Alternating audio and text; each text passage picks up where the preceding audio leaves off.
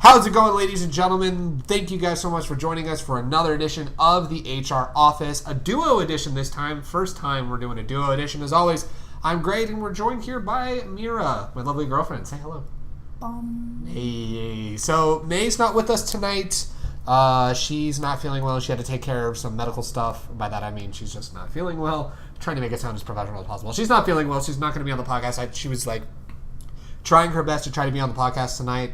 And it was about 5:30, and she was like, yeah, no, I need to just sleep and rest and all that fun stuff. So she finished showering. She's laying down right now. So it's just going to be us two here. So even though I don't really have a glass to cling, here's to a really awesome podcast. We got a lot of clink. There you go. So we got a lot of good shit we're going to talk about tonight. May in this podcast... Editing, Greg, put in the sound. There's no such thing as editing when you're live, my dude. That doesn't fucking happen. But... we got a lot of topics we are covering today. We are covering the Betterhelp. We are covering the Betterhelp fiasco and some of the controversy H3H3 found themselves in.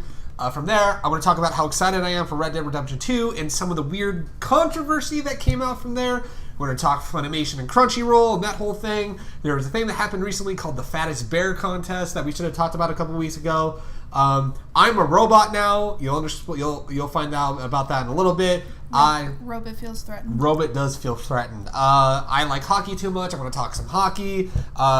Some games. I finally beat some games, and along with Red Dead, I'm going to be playing some other games. Things like Ruby, Castlevania, we're excited for. LA Comic Con's happening. We're going to go see Mike Shinoda. Well, the thing is that between this podcast and the next podcast, we will have already seen Mike Shinoda. No, if just she. Yeah, Shinoda. I can't fucking say words right. And then Shinoda. Finally, we're going to talk about The Mind of Jake Paul, the massive series, and some of the fallout that's happened from there. But let's go ahead and get started with. Just go with me here. This is a skit. I actually got an ad read here. Babe, I got a couple questions for you. Do you suffer from mental health issues? I'm not prepared for this line of questioning. You need to speak to my lawyer, please. Okay, well, no. We're not accusing you of anything, but I'm just asking, do you suffer from mental illness? Yeah. Okay, do you feel like that you could have some sort of affordable way to have therapy? Yeah. Are you aware of the fact that people like Phil DeFranco are skimming off the top of a bunch of other people who've had links to a really shitty site called Betterhelp? If you don't understand what we're talking about, so BetterHelp is, well, it still is a site. So the way that BetterHelp has been advertised by a plethora of YouTubers, it's been advertised as a website where you can get affordable therapy and stuff like that.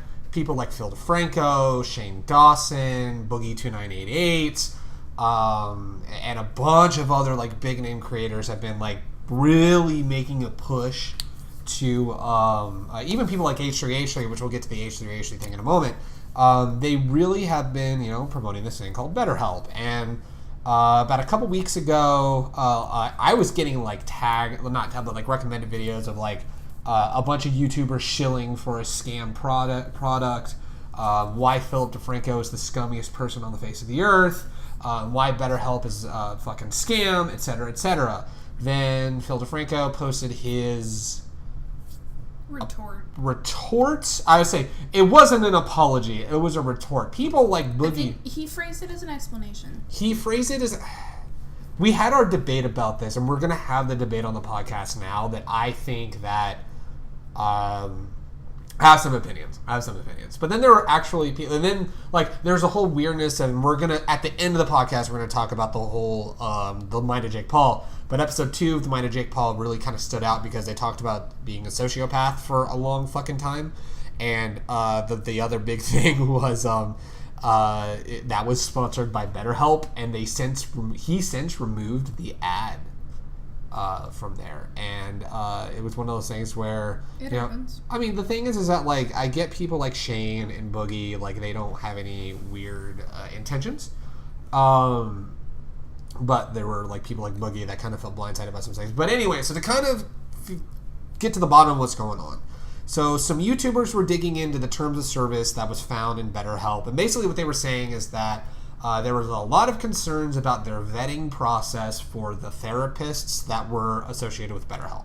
Therapists and counselors. The therapists and counselors, and it's like, on the surface level, it's all like, yeah, you can get therapy, but if it's an immediate situation, you need to get like bigger help, stuff like that. You shouldn't be using BetterHelp if you feel like you're going to commit suicide within the next day. It's like please use emergency services if you were feeling... So, on the surface, it sounds like it's fine.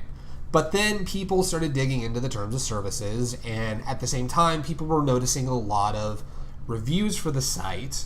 And I've listened to like quite a few videos about the whole situation. To tell you how big of a deal this is, PewDiePie did a video about it.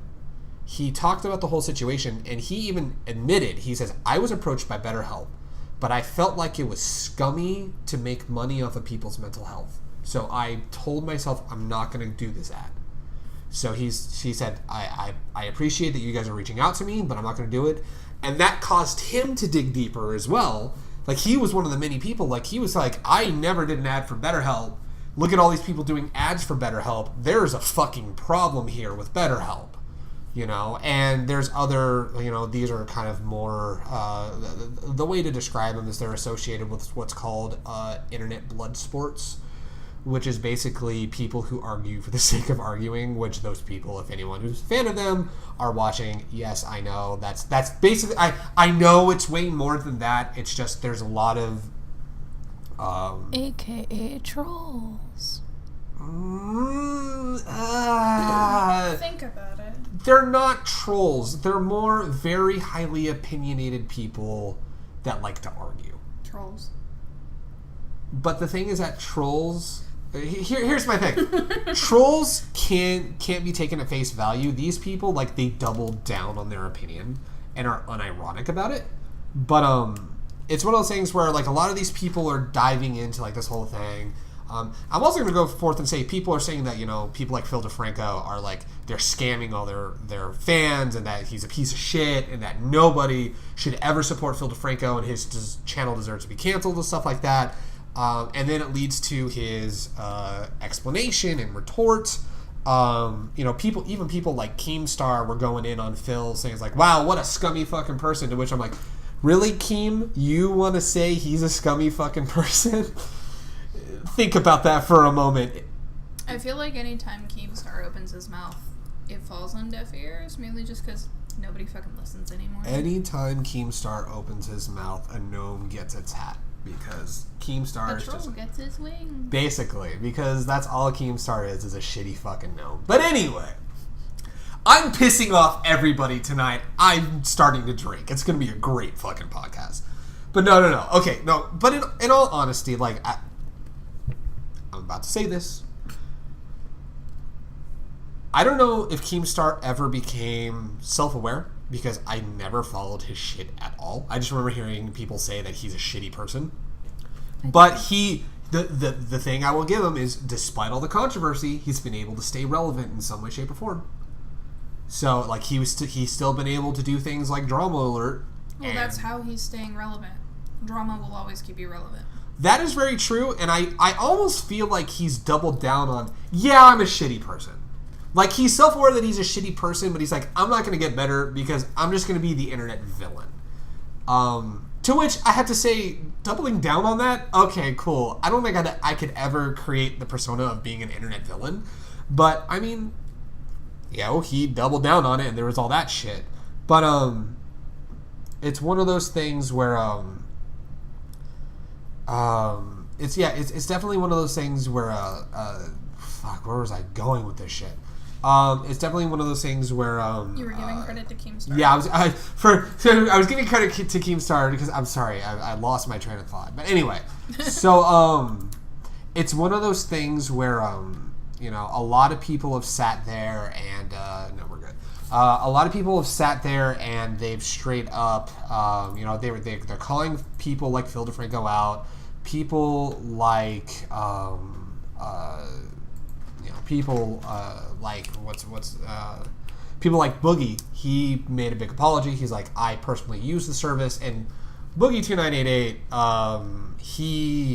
he's gone through a lot, and he has suffered from a lot of mental illness. He's been very open about his mental illness and shit. So it's been one of those things where, you know, it made sense that he did. I will straight up say that, like, the nicest comment I saw in some of these videos was like, I don't believe for a second Phil DeFranco suffers enough from mental illness to have that, to deal with that. And I'm not one, I'm just saying that was a comment that was on a video. I'm not saying that that's a case, because the thing is that when it comes to people who suffer from mental illness, it's generally the people that keep others entertained, keep others in a positive mindset, because they understand that. Mental health is a very complicated thing. I'm not going to sit there and say... On top of that, what is the quantifier for suffering enough from a mental illness to use this service? The thing... Do we have to, like, have some sort of cut on our arms to get attention? I think a lot of this is just, like, a lot of the people that I don't understand that logic. Well, I honestly think because there's still a bigger conversation that needs to be had about mental illness, that people don't understand that, especially in this day and age, in the age of social media, there's a lot more shit of... Oh, there's Robin right Speaking there. of shit, there's Speaking Robin. of shit, there is Robin. No. There's a lot more shit about mental illness. But people, I mean, there's a lot of people who are like, yo, fuck Phil DeFranco, fuck anyone who shilled this fucking hack of a product. You know, I hope Phil DeFranco's Patreon falls apart and shit like that, ... But then Phil DeFranco's, some call it an apology, but I never once saw him calling it an apology. It was like, no, it was the not video an was apology. called "We Need to Talk About Betterhelp," and It wasn't an apology. It was him an explanation. It was yeah. him addressing all these people that have been, like, commenting and Yeah. ranting about shit that on his Yeah. video and claiming, like, these things, like Phil DeFranco heads Betterhelp, or he's a stockholder or whatever in Betterhelp, and he's addressing, like, what he's seen in the comment section and Right. what people have messaged him personally saying that he Right. was. But Yeah, it's one of those things where it's like I can't so that explanation came out, and at first I took it at face value. I'm like, okay, he's addressing the issue, he's addressing the situation. But there were a couple videos specifically that dug deep into it that kind of, now I don't know. There's somebody, so there's a channel specifically, he's a channel called L of the Day. It's like he goes through and people who take a massive L, which is a massive loss, and he straight up was like, listen, I can't believe I'm about to give an L of the Day to Philip DeFranco, because I fucking love his content. He's a great dude, he's a very credible guy. But there's a bunch of shadiness about this BetterHelp thing that kind of calls his credibility into question. And amongst, like, what people are saying, kind of not ruined his reputation, but his credibility has been pegged a little bit now. You know, especially because he's had such a clean record for so long. And he went into the whole thing, and this is the one thing that makes me go, okay, Phil, yeah, you should have addressed this part of it. So in his discussion video about the whole thing, he talks about how they have like a marketing team that helps out other YouTubers. To which the question then became, okay, is that where all your Patreon money is going? Because the Patreon money was supposed to go, he's supposed to have, at this point, like a news network. And he was drawing comparisons to, like, when he first went independent again last year. And he had talked about, like, he wants to do news on a daily basis. He doesn't want the channel just Monday through Thursday. He wanted news on a daily basis. He wanted to, he really wanted to expand what he was doing. He wanted to basically create an online independent news network. Which he's also trying new things with the channel, and, like, some of the stuff they work on doesn't get on YouTube. They're on their own. They're on his website. That's not the shady thing. The thing is that, like, people have used that as, like, an argument to. I just want to bring peg. People have used that as an argument to peg his credibility. To which I've said, this is why I don't fuck with Patreon. Because unless you have your shit, like, I feel like one of the few people that does Patreon right is Moderately Okay Cosplay. Because it's very simple. It's, hey, I do cosplay. If you support my Patreon, you get different tiers of prints. And every month, he's all, yo, I got new prints. He's consistently doing photo shoots. And they're like Patreon exclusive for a while. And then after a while, he goes, okay, this Patreon exclusive set. So say for this one, it's like, hey, this Patreon exclusive set from, like, March, it's finally available for the general public in November. So it's like he leaves it exclusive. Acricots kind of does that too. Right, yeah. It's like they make things exclusive for a while. And I will admit, May and I have toyed with the idea of doing Patreon. And if we were to ever do Patreon, like, it's a daunting task anyway. But I feel like a lot of the Patreon stuff is if we can figure out, like, an independent streaming service to just connect with everyone who's a patron. Because I wouldn't want multiple tiers. I'd be like, hey, just pay $5. Kind of like a subscription. Like, you'll get behind the scenes. You'll get everything. It's like $5. You'll get everything.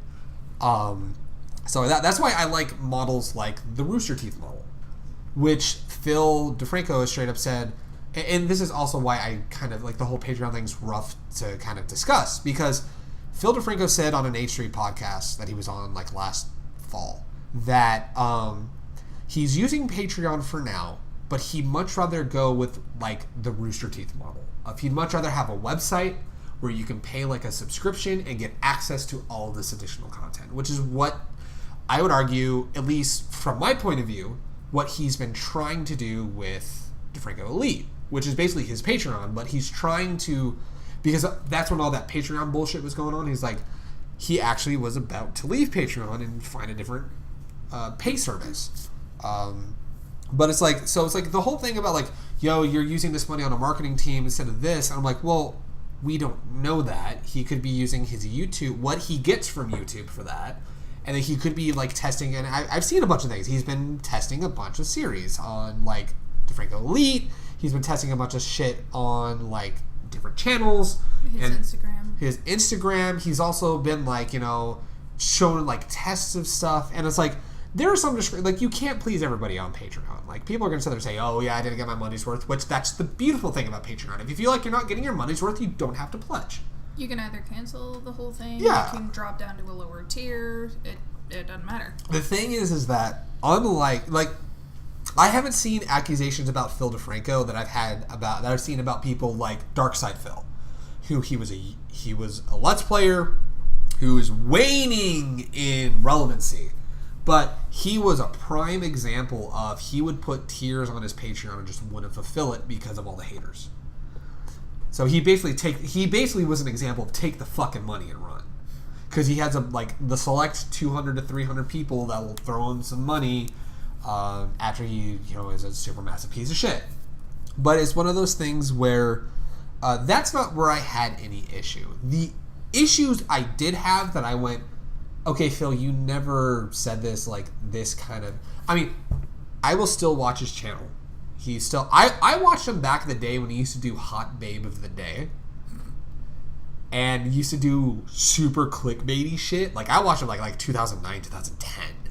And he was very much like a dude bro on YouTube talking about news and then hot girls. He was like, do you remember the website? Which he's said it before. Yeah, that's what he used to do. And then he cleaned up his image. He became more of a news source and stuff like that. There's also people sitting there saying that, like, oh yeah, I don't like that he just is a man who just sits on the fence and makes people discuss things. I'm all, but isn't that the point of the fucking show? That's the whole point of having a conversation. Yeah, he wants... Or, like, having a debate. Way he's always described his channel is, you know, I give you the news, I maybe give you my opinion, but I want to have a conversation. That's what he says at the end of every fucking video.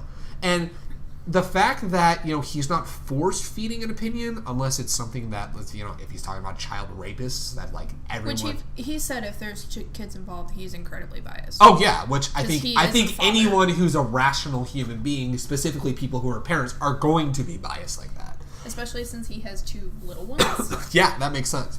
But it's like, the only thing that seemed weird was every link for Betterhelp went to this studio, and I don't remember the name of it, but that studio was then tied to Phil DeFranco. And that studio was his marketing company. So, because we don't have numbers, people were sitting there saying, well, it is very possible because Phil, and he even said in his response video, that he's referred a bunch of YouTubers and recommended a bunch of people that he thought could, you know, help share the product. Which there's nothing wrong with that. Yeah, it's like he kind of like the bigger thing is that like all of these YouTubers had no idea his marketing company was associated with it. And like he maybe sent them a recommendation, but like people like Boogie 2988 who he has a management team, and they look at everything, and they're like, yeah, this is your own unique link. And then he went on like a stream of a bunch of people that were kind of bashing Phil, and he was like, hey, thank you guys for inviting me, I want to talk about it. And it's like, yeah, do you know that your link is associated with Phil? And he was like, wait, what? And they showed him what they saw, and he goes, yeah, I had no idea that my link was giving money to Phil. And then they're like, well, let's check the Shane Dawson link. Yeah, same marketing company. And they're like, hey, let's check this YouTuber. Yeah, same marketing company. Yeah, let's check that YouTuber. Same marketing company. So the one weird thing that that kind of has me kind of, ooh, you should have touched on this was, and the fact that he didn't say anything kind of makes me go, ooh, I don't know, is the fact that there is irrefutable proof that every single BetterHelp link goes back to this marketing company that's associated with Phil, and he didn't acknowledge anything related to the fact that he wasn't taking any money, or even saying, I have the proof to show that this is just to show that I recommended people, I wasn't skimming money off the top, they're legal documents, so I can't share. It's like, if he would have just said something, there could have been credibility. The fact he didn't even say that, that's what makes me go, fuck, man. Well, he did mention Boogie at one point in the video. He did. Yeah, Boogie... So it's not like it was completely, like, absent from the video. Right, yeah. It just wasn't the main topic, or, like, one of the main talking points. Yeah, it's like, you're very forgiving on that point, but just for me, it makes me go, dude, like, you should have talked about it, because this can make you look a little scummy. Not that I'm saying that he is a scumbag and that he's trying to trick people, but I don't know. My great opinion about it is just, after looking at the whole terms of service thing, I'm glad I didn't, because I was a personal account. With a lot of the personal shit I was going through recently, you and May were both saying you should try BetterHelp, because you were seeing it in DeFranco videos, I was seeing it in, like, when I was watching the Mine Jake Paul video, and, like, a bunch of other things. And I know people like Boogie2988 swore by the service. And I was just like, maybe I need to consider it. And because I had a lot of personal bullshit that was going on. Then all this shit came out, and it made me go, well, I'm glad that I didn't go through with it. Because my thing is, admittedly, because of my past and who I've dealt with in the past, I have a strong distrust of therapists. I cannot trust therapists. And hearing some of the problems with some of the therapists, like, one of the big things was they found out that one of the therapists on BetterHelp since January had charges of child pornography lingering on him, and BetterHelp still kept him employed until this whole thing blew up. I'm like, that's kind of scummy on BetterHelp's part. It also depends on who's doing the background checks. Yeah, because sometimes, like, some of the times those records aren't exactly made public. Yeah. Sometimes you have to go through illegal shit to expunge it, or to get it. Yeah, I don't know, but it's like there was a lot of people saying that there was a lot of, like, weirdness. We just don't know the whole story. Not associated with Phil DeFranco, but it was a lot of people are also saying there's a lot of weirdness and scumminess with BetterHelp as a company. To which I'm like, I'm glad I didn't even waste my time with them. Which is sad, because I was excited to finally maybe start doing therapy, but now I'm just like, I'm just not going to waste my time. Long story short, we don't know the whole story. We don't know how their stuff works, because Phil still hasn't put up a video. Right, yeah. Because he said he wasn't going to sponsor them until he went in there and see how they do things, and if he felt good about it, then he would sponsor them again. And I've heard the argument of people like, oh wow, how great of Phil to double down on liking the product, and then, like, saying, well, I could go in there and stuff like that. But then there's also the thing of like, here's the thing as well. The thing that can also, I'm not going to know how I'm going to feel about that, just because I don't know how that's going to go. But my bigger deal is just like, I mean, he could do whatever he wants with that. He at least pulled them as a sponsor. But it's one of those things, and it was, I don't know. It was just one of those things where, we'll find out how it goes. I'm not going to sit there and say Phil DeFranco is this scummy piece of shit that people made him out to be, but if I'm going to hold him to anything, is what was with this whole thing about the links? Were you skimming money off the top? And if you were, just fucking admit it. Yeah, your credibility will be pegged a little bit. He may not even personally know. Which is okay. So that's the part I don't believe. This is where our argument began about this. Was I feel like someone like Philip DeFranco, who is number one very involved with the team that he works with and very particular with who he works with, to try to maintain credibility, and somebody who has abso-fucking-lutely picked people apart for not paying attention to details. That was the other thing I kind of found weird, was him saying, well, we didn't notice this in the terms of services until later. Basically goes, you mean you, a super detail-oriented guy, didn't notice that? That seems weird to me as well. I mean, I'm detail-oriented too, but I don't read terms and services. I usually just scroll down to where I can click I agree and get on with it. I get it, but where I'm coming from is if you're going to sponsor someone, you want to make sure, even if you're not doing it, you have a team that's going through and auditing these terms of services to make sure that you're not promoting a product that is harmful. So it very much could be that he has a marketing team that dropped the ball, but I want him to admit he has a marketing team that dropped the ball and it's getting taken care of. Because in the past, when they've dropped the ball on fact-checking, he's admitted it in the next video. You know, he's admitted it, saying like, we had people on the team, we're taking care of it, it wasn't fact-checked properly. But this is the one time that that's not happening. I just want to know, like, even if, like I said, I'm willing to give him and I'm going to give him the benefit of the doubt. But my big deal is just, even if it came down to this whole terms of services thing was because he's a busy man who's trying to build this network that has a marketing team that dropped the ball, that's all I would want to hear. And it's one of those things you see, I'm looking at the comments right now. It's like, maybe part of why he's doing this whole audit and stuff like that is maybe he's also doing in-house questioning with his company of, hey, listen, this looks really fucking bad for us. Really bad on me because I'm the host and the face of this company, but bad for us in general. What the fuck happened? And the thing is that, like, which is why it's so weird, is he's done really well in the past of admitting when they've not fact-checked correctly, or they, like, even if they used a wrong image in a video, you know? So it's just... Those were probably quicker, easy fixes, though.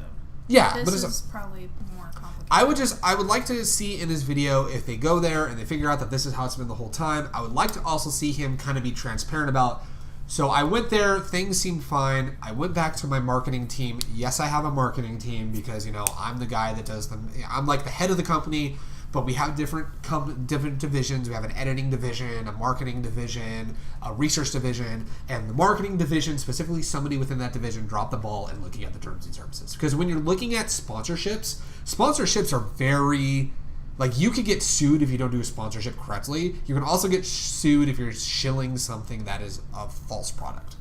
And it very much could have been a simple thing of, I thought these guys were great. He could be using this product legitimately, and he scrolled through. He's like, okay, everything's fine. In my personal experience, everything has been great. But in, like, considering them for a sponsor, my marketing team dropped the ball. Or it could also be one of those things of, maybe he did look at the terms and services and thought everything sounded okay. But then you look back at it again and you realize, oh yeah, this really doesn't sound right. The thing is that, like, that's the other thing you can look at as well, is maybe even if he comes at it as, listen, as someone who deals with a bunch of legal terms, I understand where they're coming from when they're discussing things, so I didn't see an issue with it, but I understand why people have an issue with it. What I am going to say, what's going to make me roll my eyes is if he goes through this investigation and then keeps him as a sponsor. Because I think even with what's come out, he cannot keep these guys as a sponsor anymore. That's what I think. Because the thing is that other people have mentioned other health and, like, mental health apps that are way more simplistic, way more, I don't want to say rudimentary because that's not the word I'm thinking. They're way more simplistic in they're not promoting that their therapists are like, this is to help you get shit off your chest. If you need to get shit off your chest, you can use this. I'm going to go through the comments in just a moment. But yeah, that's what I got to say. I'll let you go ahead and say any wrap up. It's like, that you got to say in just a moment. But all I'm going to say is, like, I'm still going to watch Philip DeFranco. I'm still going to be awaiting when he does this whole audit of everything. I just hope he keeps transparent, because if I feel there's not going to be any transparency, I'm going to kind of be like, well, okay, you need to be more transparent, because he's proven he can be transparent. that's why I'm just like, okay, even if it was a simple mistake of, I read it was okay, the marketing team didn't understand it, and they thought, well, he thinks it's okay, it's got to be okay. Like, if that's even what happened, I'd be like, okay, that's fine. We're human, we make mistakes, and if you would own up to it, that's all that's going to matter. So, that's what I got to think. So, that's what I got to think. That's what I think. So, anything else you got to say about it? Mainly just, we don't know the whole story. We, at this point, we can only guess. We can only assume. Right. We can only speculate. Right. But he did say he wouldn't sponsor them again until he went in there with, a third party. Right. Which maybe someone he doesn't even know. And if he feels they're okay, he'll sponsor them again. Yeah. But I mean, it's a two-way street. If Betterhelp is being shady, they need to own up to it too. If Phil is being shady, he has to own up to it too. Yes. It's your own responsibility to own up to whatever you're doing. Yeah. But just, we don't know the whole situation. Yeah. But I'm sure he'll come out with something. Oh, yeah. So, Robin was asking, where's May? She's not feeling well tonight. She's not going to be on the podcast tonight. It's just Mira and I. Romana was saying, we had a guy who worked with my school for years, and he was finally put to jail with child abuse shit, no prior record, and got to keep everyone accountable. That's how a business runs. I feel like that's hitting the nail on the head right there. Everyone's got to be held accountable, and that's all the fun stuff that we got to discuss there. But related to that, so I guess in our update video about how people were happy with H3H3, I didn't listen to the podcast that was released that Friday. So basically, H3H3 caught some shit yet again. Because there was a video, or not a video, but there was a podcast that went out.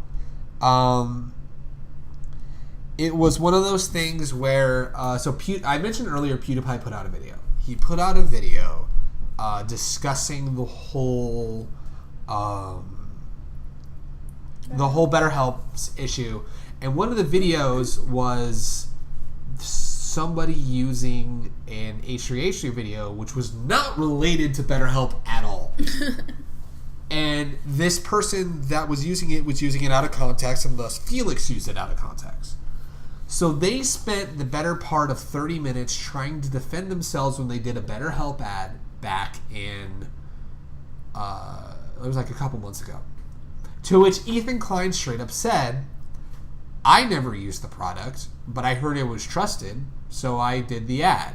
To which everyone was saying, you mean you shilled and did an ad for something you never used, especially with something as sensitive as mental illness, and you want to use that as your fucking excuse? Yeah. I'm just like, I heard that, and I'm just like, oh my god, Ethan, Jesus fucking Christ. Because like the sad part is, the rest of that podcast is a really good podcast, but because they opened with that, and it's like, it kind of came across as trying to make themselves look good in spite of controversy, when in all honesty, they weren't under the gun at all. That brought a spotlight onto them that they didn't need. But I don't know. It was kind of weird. It's one of those things where I'm just like, Ethan, you need to learn how to fucking talk on a podcast. I straight up think, given the amount of controversies he's had on the podcast, they need to stop the podcast for a little bit, and they need to regroup, and they need to just kind of be like, okay, what can we talk about that doesn't get controversy? Oh, what we meme on videos. Okay, great. What gives us controversy? Whenever Ethan talks about politics or anything related to YouTube. So that was a weird kind of controversy that happened, and of course I opened my mouth, which is sad because that was the day that a really fucking funny H3 video came out about I catfished my kid. Oh my god. That video was fucking wild. Yeah, it's absolutely building up to a discussion about separating art from artist, because like people have said that they've left H3 because Ethan's a piece of shit. But it's one of those things where I as someone who sucks at words, I really legitimately think that, someone like Ethan, who's like super anxious and shit, it makes sense. You're going to suck at words, but you got to learn to get better at some point. So that's what I got to say. Is there anything else you got to say about that? Nope. Just leave it at that. There you go. Basically. Do we want to keep riding the controversy train? Because I'm thinking I'm gonna move. We may as well. All right, so I'm gonna move some things around because there is Do we controversy. want to do our last topic up here since we don't have since to. we've been mentioning those people anyway? So the controversy train, we got to talk about. We did a video about them. Let's talk about the fallout from the mind of Jake goddamn motherfucking Paul. All right, babe. So we put out a video about. I put out a video kind of talking about my opinion of can Jake Paul redeem himself, and there's a lot to unpack. I'm actually going to leave the floor open to you because you might need to set the stage real quick. Okay, you actually watched. That's true. I was about to say, yeah. All right, yeah. I'll set the stage and we'll get to the final episode. So, I had watched all 8 episodes of The Mind of Jake Paul, and The Mind of Jake Paul, for those like 2 people who did not know about it, which is also why I'm glad that we don't. Because originally this is going to be at the bottom of the podcast because we didn't want May to be a part of it. Which I'm going to straight up say she didn't want to be a part of that. She did not want to be a part of that topic because she's like, Jake and Logan Paul are cringy. I hate the Pauls, etc. But then she straight up told me before we went on podcast. She goes, I feel like Jake Paul should try to be a better person. She straight up told me that. I was like, yeah, fuck, yeah, I totally agree. Yeah. So I'm going to try to condense this in as small of a thing as possible. So it's one of those things where The Mind of Jake Paul was a series put out by Shane Dawson. It's an 8-part docuseries going into the mind, the controversy, the potential sociopathy, etc., of the man known as Jake Paul. And I remember way back when they first announced it, I'm like, well, why are they talking about Jake Paul and not Logan Paul? And then I remembered, well, Jake Paul was the first one to come into controversy before his brother did. Because his brother maybe did some shady shit, but he was just another YouTube vlogger, which all YouTube vloggers do some shady shit.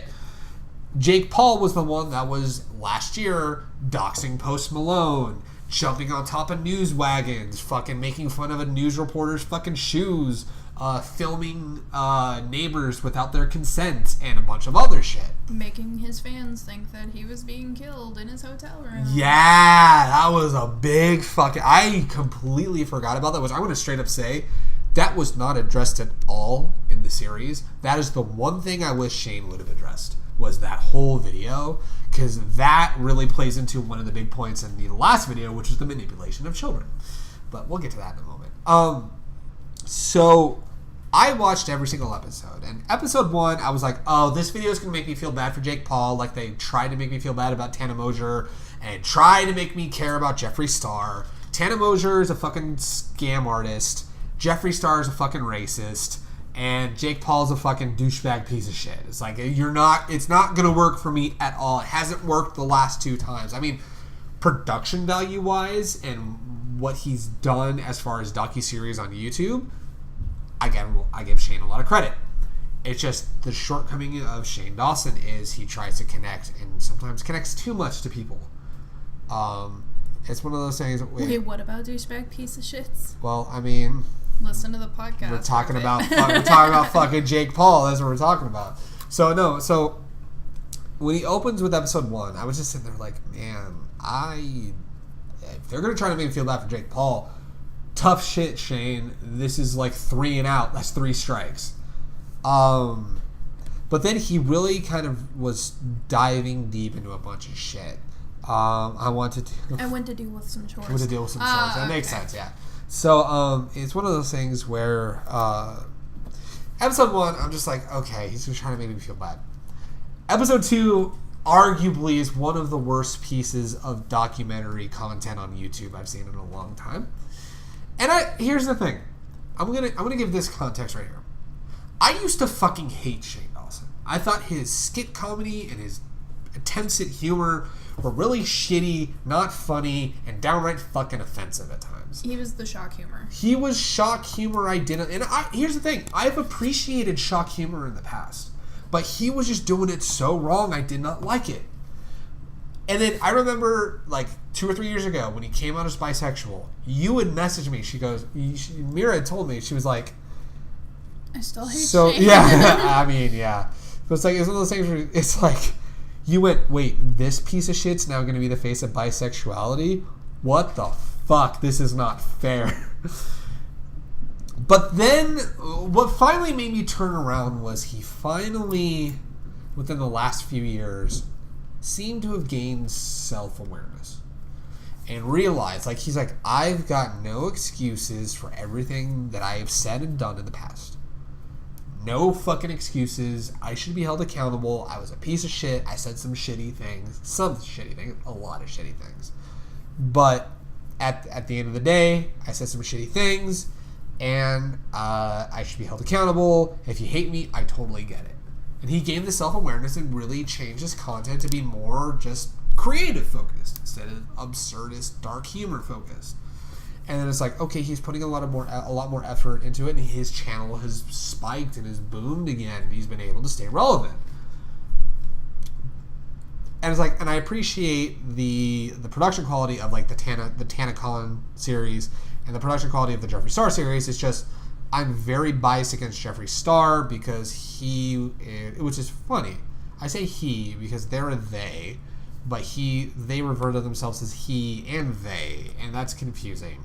But it just means he answers to either pronoun. They're just, I had friends that loved Jeffree Star when they were doing music, and for like one semester of high school, I was like, oh yeah, this is great, and it's not great. It's shitty. Very offensive, as much as they're in the LGBT community was very homophobic. He's a very homophobic queer person and very fucking racist. And I was like, I did not give a fuck about Jeffree Star. TanaCon and Tana Mosier, I had already seen the iDubbbz content cop about Tana Mosier where she got offended by iDubbbz saying the N-word in front of her. But the reason why he said the N-word in front of her is because she had this stance against it when he had all this evidence of her saying it in the past. So he did it as kind of like a statement of... He's like, the word is offensive. The word, honestly, in this video is being used for comedy. Because while it is an offensive word, it is a very bad word. It is a great word because this woman is a fucking hypocrite. So I'm just like, yeah, Tana Mosier, dumb fucking cunt. Fucking hate you. I don't give a fuck at this point. She's a dumb cunt. I don't give a fuck. But yeah, if I could take that YouTube. But like the whole thing about TanaCon, and it's like, you know, if there wasn't that being said, me calling her a dumb cunt, she's the craziest fucking manipulative fucking con artist as well, because she did TanaCon, shilled a bunch of fucking tickets for a free event, and then like got it all shut down, didn't take care of anybody. But the issue I had with the Shane Dawson series is because he's friends with Tana Mosier, that he gave her the benefit of the doubt when he should have gave her the harder look. Sorry, Tana, you're a piece of shit and you deserve to not be on YouTube. No, I'm kidding. I don't want people to lose their likelihood or well-being, but you need to really given how bad she scammed people, she kind of deserves to not have YouTube. Here's the thing. Especially because I still haven't heard an update of if she ever refunded all of those tickets. I don't know. But the thing is that, like, you know, I'm bashing. Yeah. I'm bashing on her and all that fun stuff. But no, the big deal is just like my actual opinion. I'm kind of playing up the hatred of it. My actual opinion is that she was kind of scummy. By that I mean really scummy, and should have been held accountable, but wasn't fully held accountable. That was my big issue with it. I'm just like, all I know about Tana Mosier is she used the N-word and then got angry at people for using the N-word, so she's a fucking hypocrite. And then scammed people out of fucking money. So I'm like, wow, fuck you, you piece of shit. And it's like, she should have been held accountable. Even people like going back to H3, they were like, what a fucking scam artist. Ethan was like, this woman is running a scam. Everyone associated is just running a goddamn scam. And I get it. Shane wants to empathize with people, but it kind of worked to his detriment on those two series. So episode 1, I know it took that long to get to the lead, because I feel like that needs to be established for what has he put out docuseries wise in the past. That's what he's put out. So episode 1 played on your heartstrings. Episode 1 tried to play on my heartstrings for Jake Paul. Episode 2 was throwing out the word sociopath to the point where I was like, I'm sick of hearing the word sociopath. It's a buzzword at this point. Well, which is sad because sociopathy is a very serious matter. What? And I felt like it got thrown around. Because here's the thing. Sociopaths, they're not quite psychopaths. They're social psychopaths. They're basically. social psychopaths. They're not going to go around murdering people, but they're going to go around manipulating people and using people. And they just kept going on, and the whole thing of, like, you know, the science behind it, which I haven't done any fact-checking on the science from the therapist. But the therapist had said it was like, was it 1 in 10? Sociopathy. Yeah. It was 1 in 10... 1 in 10 people is a sociopath. They fake their emotions, and I'm just like, that seems weird. It seems a lot more. It seems like an odd statistic. Here's why I don't That's know. like 10% of the population is a sociopath? Which is weird because it sounds like it's unrealistic, but you look at this day and age, and it could be realistic in a sense. I feel like, honestly, that might be more towards psychopaths instead of sociopaths, because sociopaths aren't born, they're bred that way. Which is why, but here's they learn that shit. Which is why I, like, the number sounds atrocious, but I think it could be a thing, because I think, you know, the amount of people born a psychopath, I think, is very low, because that's a very horrible mental illness, is psychopathy. But I feel like, you have the quantifier, and the therapist did say that, psychopaths are born, sociopaths are bred. But it's one of those things where I think about it more, and I'm like, there's a lot of shitty households anymore. Especially fucking... Yeah, but you came from a bad home, too, and you're not a sociopath. You very much have emotions. Here's my quantifier for that. I came from one half of a bad home. I came from a very narcissistic, horrible side with my mother. But I came from a very grounded in reality side with my father and stepmother. So I was still able to have that balance. I will readily admit, if I had an unstable father and a fucked up mother, I would be a sociopath because I want to know how to fucking feel. You know? It's one of those things where I can believe that it's bred, but I have to look more into, like, the actual science of it, of what the actual numbers are. I think that statistic might be a bit exaggerated. Uh-huh. I think mainly just for, like, the drama part of it. Yeah, I don't know. I'd have to look more into it. But I was kind of like, okay, this is kind of weird. I just feel like it's probably a bigger statistic. Where I finally started to come around on the video, it's one of those things where, episode 3. I think, was it episode 3? Yeah, I think episode 3 was the family of Jake Paul. They dove into 83% of all statistics are made up on the spot. Yeah, you fucking right. Robert, I need you to fact check that. Yeah, right. Okay, so what your source? So I'm reading what Romano said right now. The way I have personally seen it at work is the sociopaths I know have a faux moral compass, and sometimes they look at strangers like decorations of the world. And yeah, it's like, so basically episode 3, where things really started taking a turn, it kind of reminded me of one of my favorite podcasts of all time, Serial, specifically season 1, which I'm waiting for season 3 to be done because I really want to hear about it. Serial kind of got me back into true crime and inspired things like Lost and Cold when we were TSG and stuff like that. But there was some real-time reporting. Source, 1 year of high school statistics. Well, damn. You got us, Robit. But anyway. I don't know. I have friends that took that same class. And I asked them. There you go. But anyway, so it's one of those things where that's when the real-time reporting started to happen. And it was one of those things where I totally understood what was going on. And that's when Shane was responding to Logan Paul's ridiculous fucking video about I'm not a sociopath. I have sociopathic tendencies. To which I'm like, you just said you're a sociopath without saying you're a goddamn sociopath. Go fuck yourself, Logan Paul. That would be like, oh, I'm a good Samaritan. I just have homicidal tendencies. I'm not a murderer. I just have 3 dead bodies in my basement.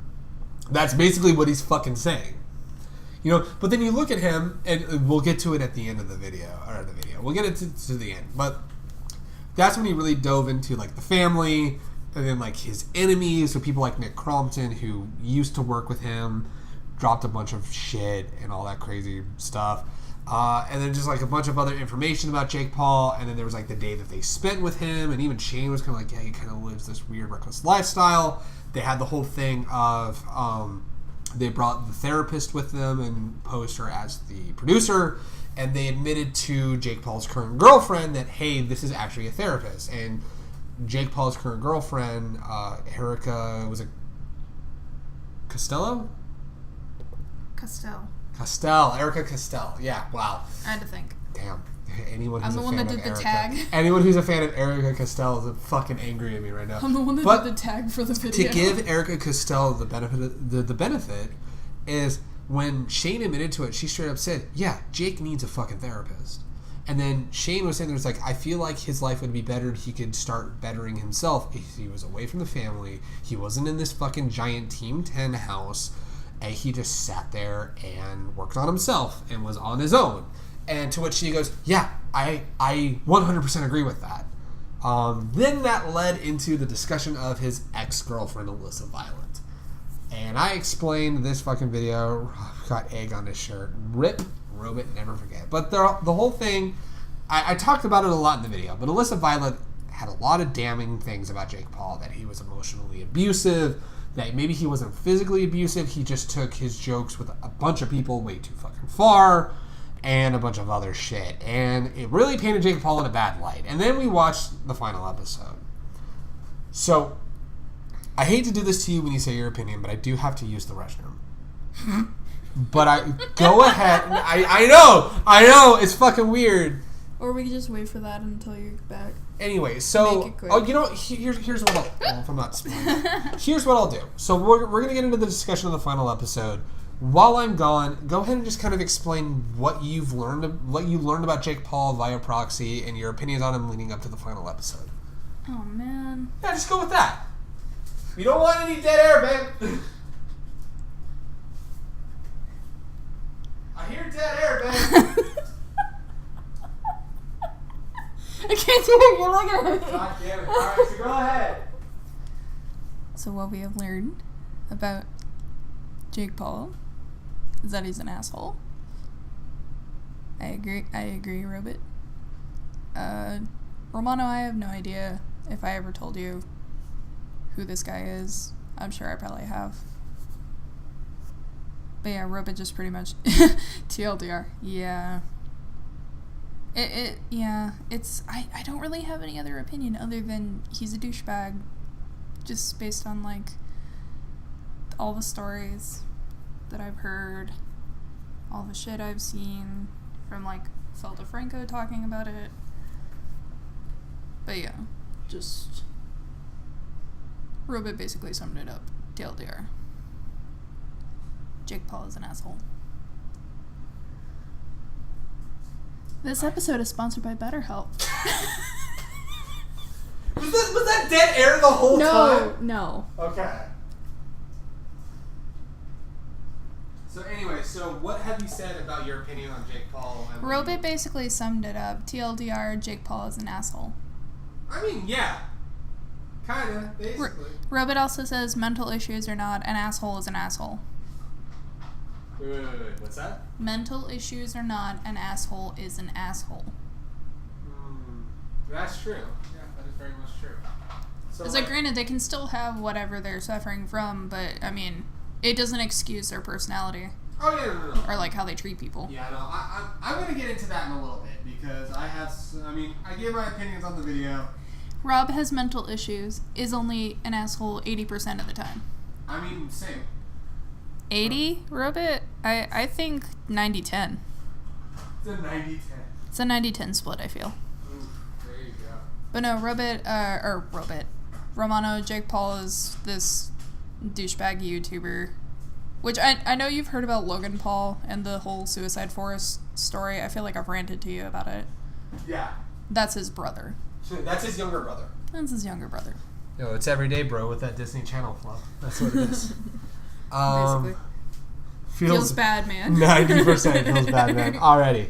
So long story short, he's an asshole. He's an asshole. Yeah. So that's all you need to know, really. We got into the last episode, and there was Shane's big interview with Jake Paul, addressing all the shit that he had compiled, a lot of the controversies and stuff like that. And he even went against people like Nick Crompton, who were like, no, you're not going to want to talk about like his ex-girlfriend or anything like that.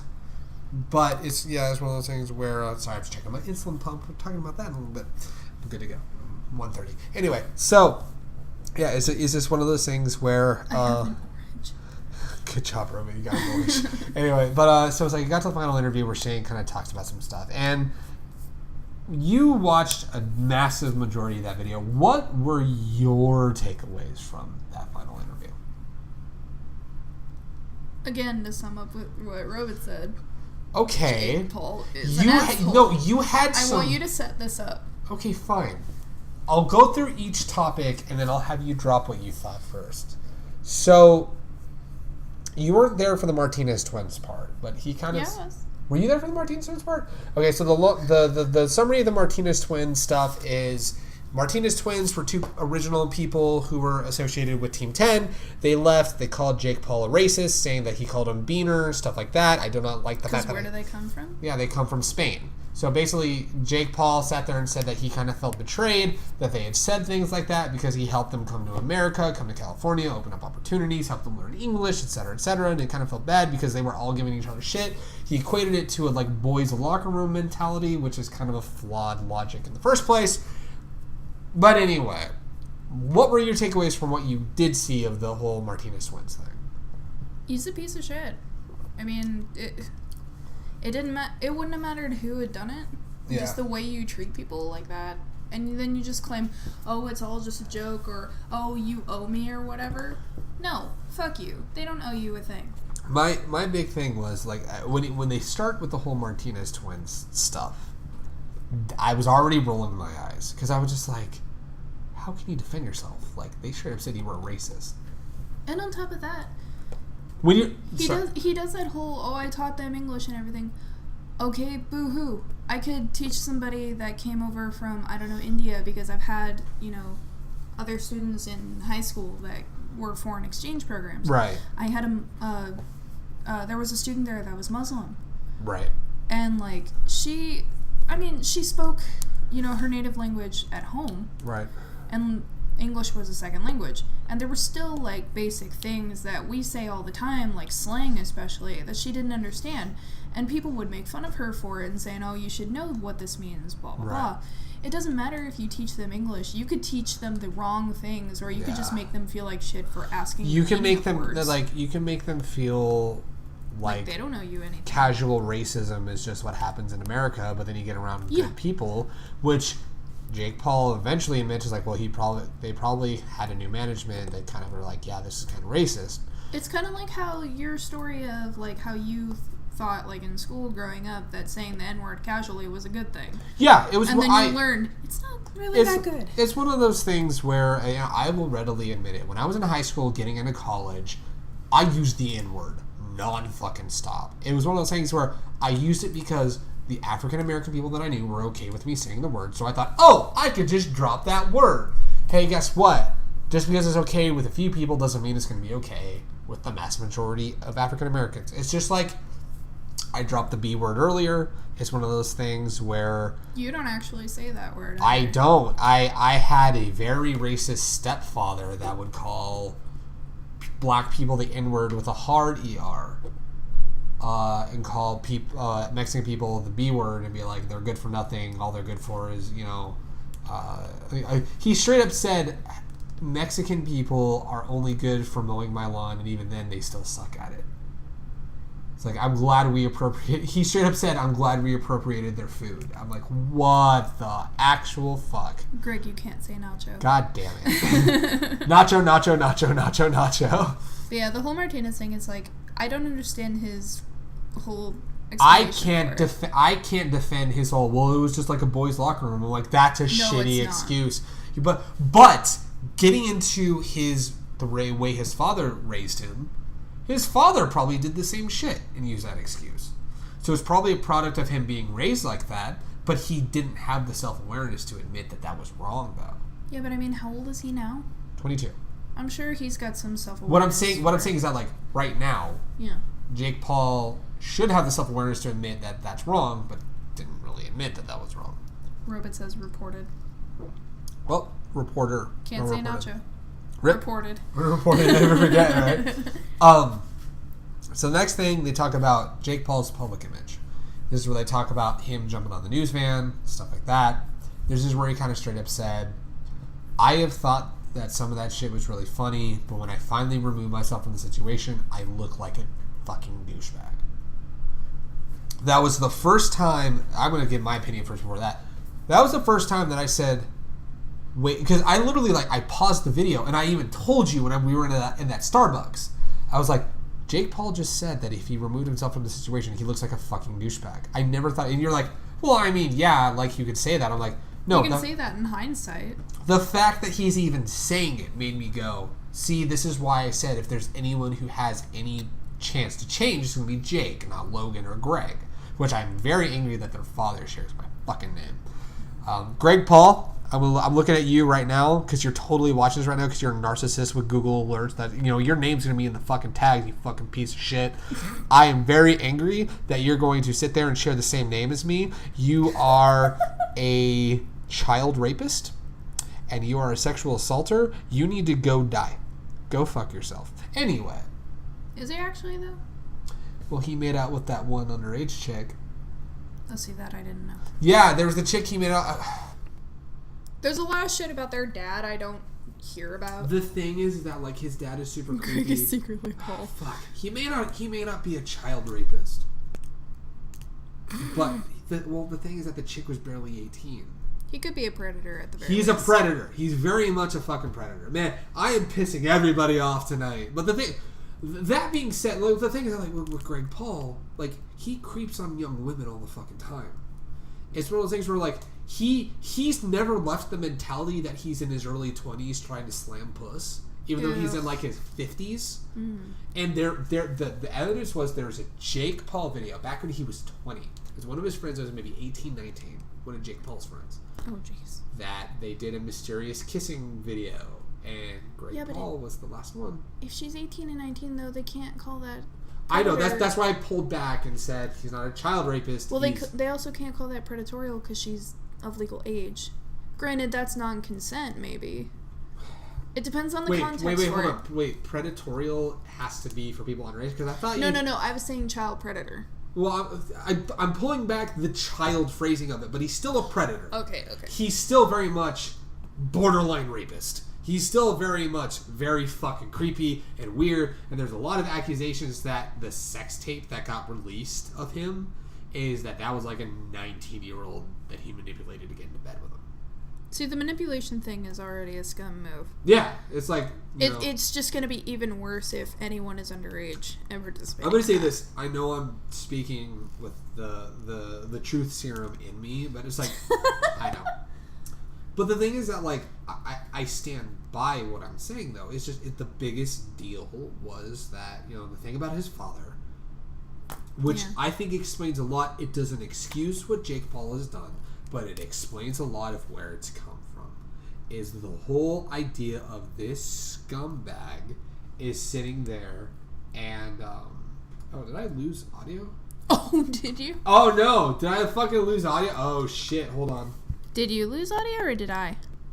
No, there we go. All right, we're good. Okay. We're good. All right, cool. I'm starting to think Greg is an alcoholic.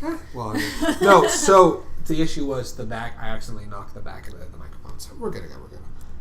See, now aren't you glad I'm paying attention to the computer? Every time I see him, he has booze in his hand. When are you seeing me, dude? I mean, it's dark enough. It could be just soda. You don't know. Well, the thing is, he sees me every other Sunday on the podcast, so... Well, no, it's just like, for all we know, you could have never said it had alcohol in it, and you could have just played it off as it's only soda, because it's dark enough. Well, the thing is that, like, my blunt opinions... Blunt. Yeah, my blunt opinions. No, so, okay, so I know I'm walking this back. I know Greg Paul's not a child rapist. At least from what's been revealed, he's not a child rapist, but he is a predator. He is fucking creepy. He's very fucking creepy. And the fact that he's trying to appeal to a young demographic when he's in his, like, his 50s, I think. I'm just like, that's... I mean, he'd have to be. Very unsettling, and I do not like that at all. Because how old is Logan? He's like, what, 27? No, Logan's 2 years older than Jake. He's 24. Oh, he's only 2 years? God. I'm very angry that I know this information, but it's because fucking age fact check shit too. Yeah. But anyway, I'm so... trying to see here. Yeah, so it's one of those things where his whole public perception of himself.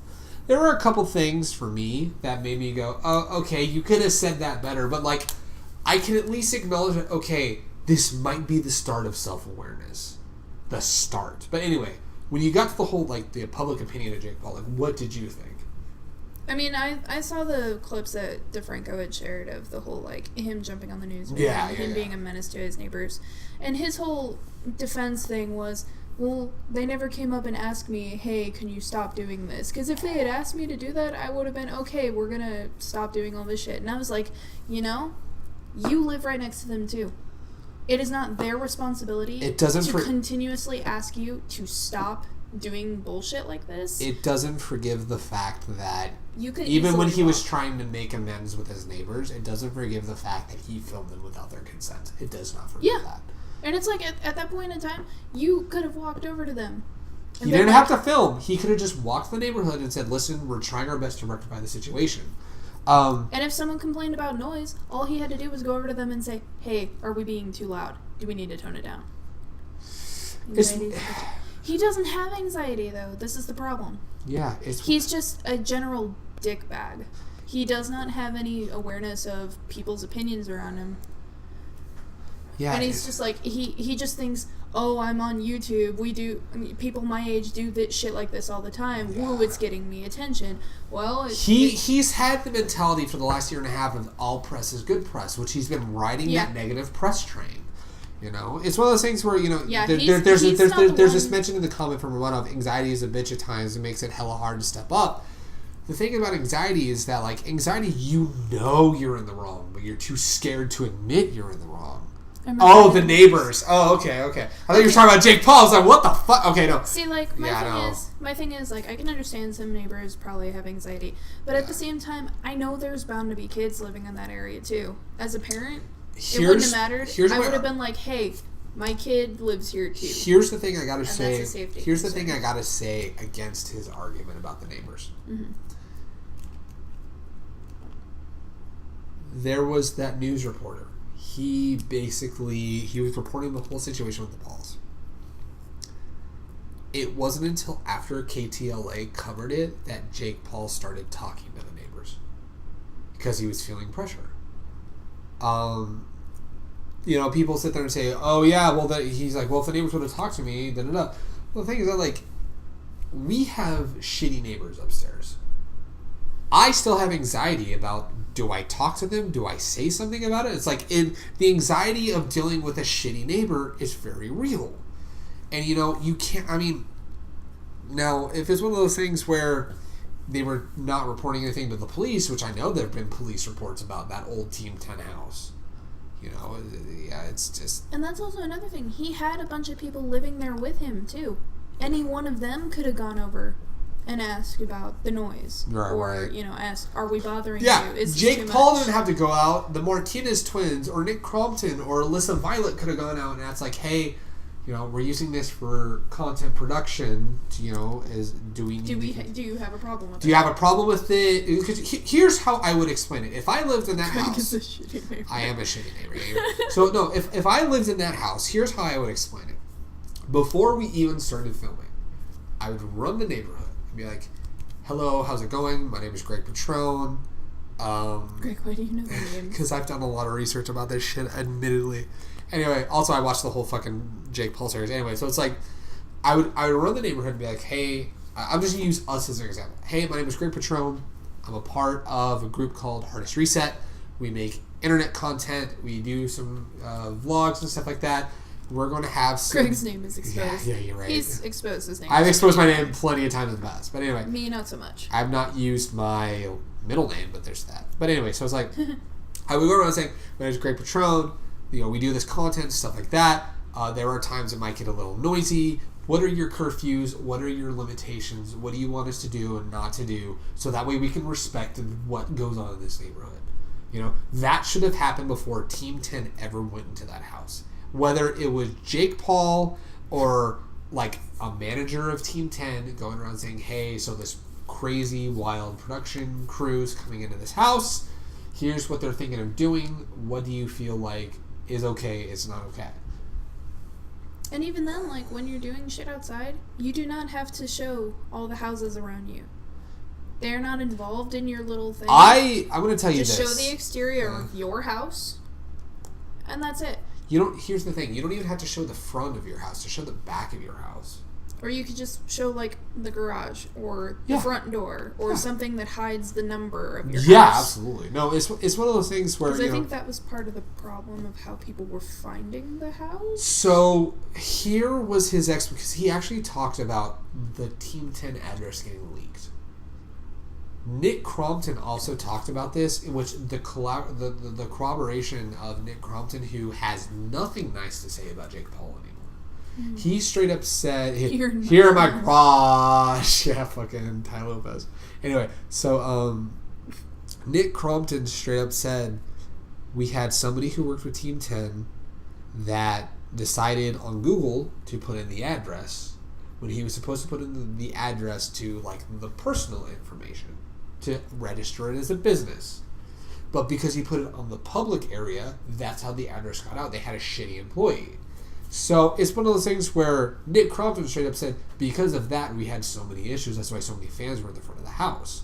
But then you have Jake Paul sitting there going, yeah, I was trapped in the house. Like, I was trying to tell people to go. But my counterpoint to that is, on the H3 podcast Jake Paul was on, Ethan Klein straight up asked, why don't you tell people not to come to the house? And he straight up said, well, they already know the address. It's already out on the internet. There's nothing I can do. You could still tell them to leave. You could still straight up say, even if you know the address, don't fucking go. What I also think he should have fucking done, which any rational-minded human being would have done, hey, you know what? You have fucking millions of dollars. Hire a fucking police department to patrol the fucking neighborhood. Anyone who's lingering in your house, tell them, you gotta leave or we're arresting you. Yeah. And he straight up sat there and said, yeah, we got security. I'm like, yeah, you got security for your property. What about the rest of the neighborhood? And even then, what is security doing? It's one person literally chasing people away from the door. Oh, yeah. He's rich. I'm saying he is fucking rich. He has the money. Right now. Yeah. He has the money to hire, like, a police, not even like a whole squad, but just like a police car with like three... Like a protective detail. Like basically. A protective detail to run the neighborhood. And all they have to do is like, anyone here for Jake Paul needs to leave or else consequences will be suffered, and go up and down the neighborhood. That's all they got to do. Yeah. And when the fans start realizing that that's a thing, they're going to stop coming. And even if they start to get creative, I mean, the neighbors can always take action too. Yeah. Just because you have, like, neighborhood watch or whatever, that doesn't do jack shit. Yeah. So, yeah. Which, honestly, with neighborhood watch, that it's already like, been a thing. But, like, at the end of the day, I feel like him saying that he was a douchebag, that was a start.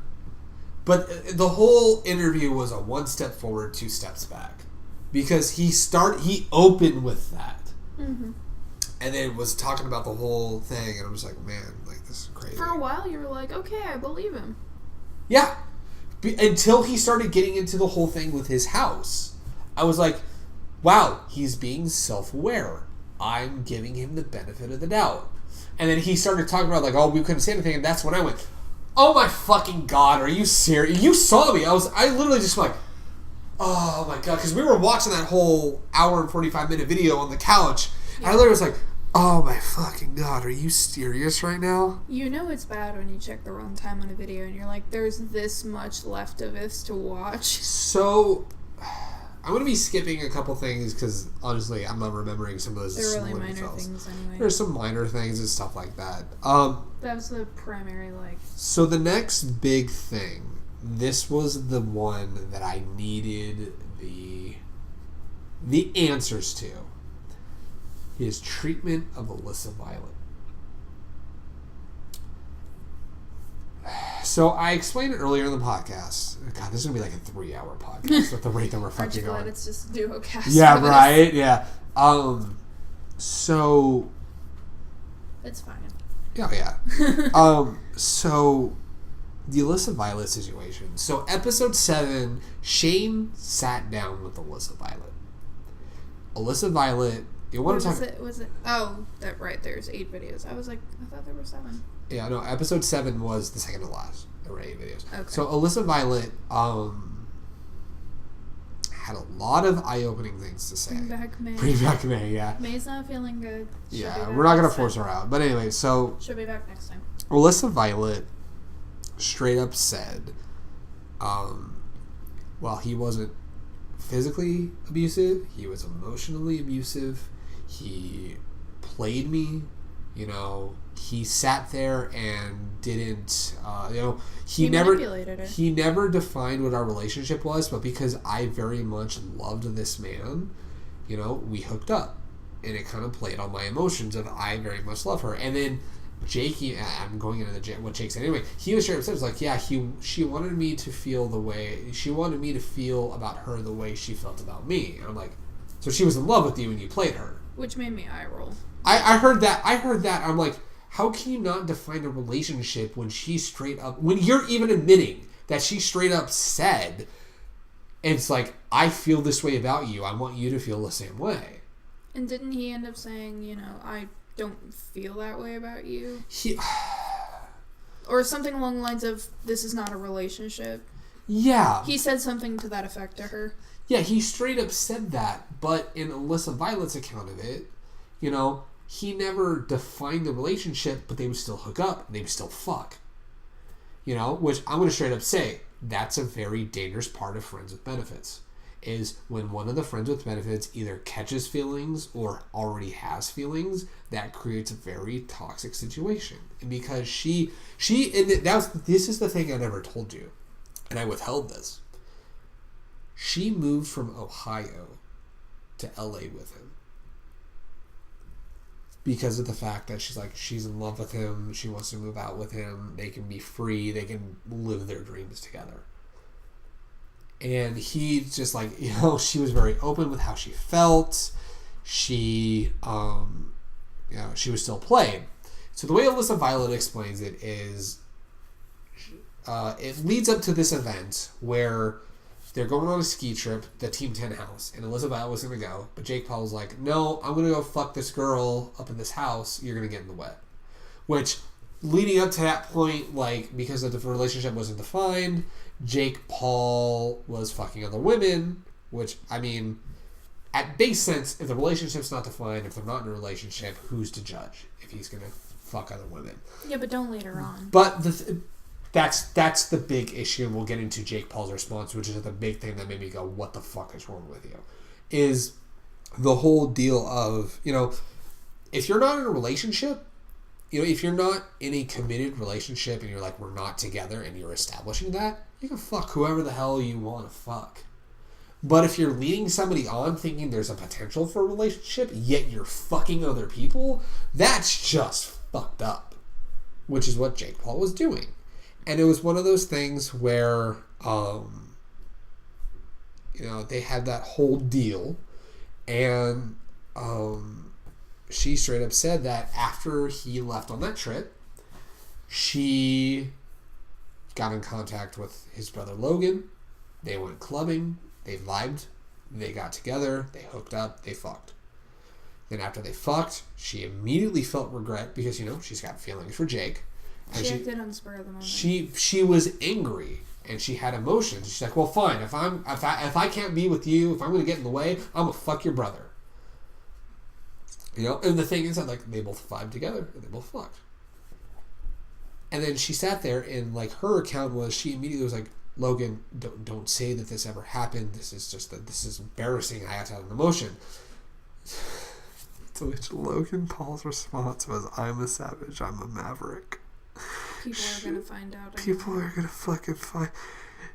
I heard that in that episode, and I immediately went, if I didn't hate Logan Paul before, I want to find his fucking fucked up, shitty ass face. I want to beat the fuck out of it. Because honestly, I'm going to tell you what I would have done in that situation.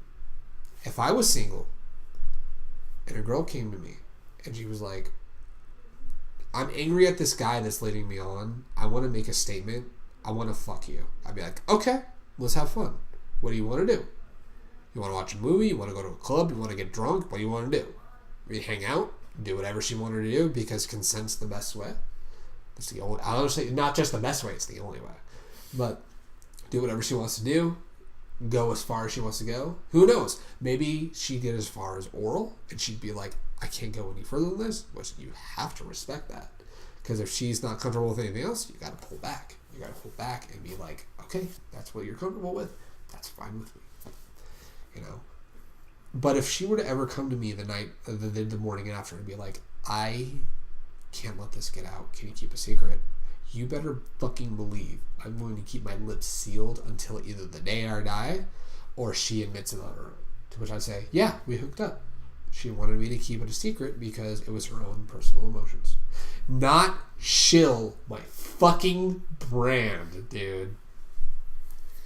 So that was what led to that. And the thing is that a lot of people sat there and said, it's like, you know, he got very angry at Alyssa, but didn't get angry at Logan. Which, I'm going to say, people who... No, he said he did get angry at Logan, but he forgave him because family. That's true. Which I just need to say this right now. If you have family like that, it is okay to drop that dead weight. You do not fucking... It's one of those things where I feel like there have been people that have shit on the series saying Shane went too soft. But I think Shane going as far as he did, saying you need to not talk with your family, you need to not work with your family, you need to, like, he straight up said, get away from them. Well, okay, before that even happened, when he's talking to Jake Paul about the Alyssa Violet situation, he straight up said, I feel like you forgave him too soon. You need to sit there, it's against the bro code to fuck your bros, hello. That's what Robot said. That's not what we said. But, I mean, there is a bro code. Yeah, if a friend of yours or a brother of yours is trying to get with a girl or is with a girl, you don't fuck them. Well, I mean, the girl code's like that, too. Sisters before misters. Yeah. Bros before hoes. We have our own version. It's bros before bros before hoes. Bros before I'm slurring my words, I swear to God. I'm not that drunk, I swear. It's bros before hoes, sisters before misters. Because the thing is that your friends are going to be better than the guy you're trying to hook up with. Or your friends are going to be better than the girl you're trying to hook up with. Because friends are family. Friends are family, absolutely. You look after your family. But it's one of those things where... But if they're manipulative pieces of shit like that... Greg, you're trying to go home. All right. Welcome back to the podcast. You just walk away and then walk All right, fine. I'll go home. All right. Hey, babe, I'm home. All right, so let's talk about why Jake Paul's a piece of shit. Anyway. No. So we just did that. Yeah, no. Anyway, so... Where were we? Oh. Forgiving family too soon.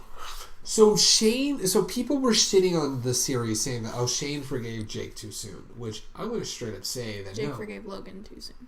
No. People are shitting on the series that Shane put out, saying that Shane was too quick to give Jake the benefit of the doubt and forgive him for what he's done. That's what I've seen around the internet. To which I'm saying, remember the whole part where Shane was trying to tell Jake, listen, your brother did a bad thing. You need to be angry at him. You need to let yourself feel. You need to let yourself be angry at your brother. I know family is family, but you need to be angry. Because it's like, the thing is that, like, the thing that Shane was, like, pushing at, and of course Shane doesn't want to get confrontational, and I understand that. That's part of his anxiety through the whole series. But at the same time, that was his way of saying, your blame is at the wrong person. You need to be angry at the right person. But he was doing it tactfully. Because he was trying to sit there and say, you need to be angry. And it's like, he goes through this whole thing.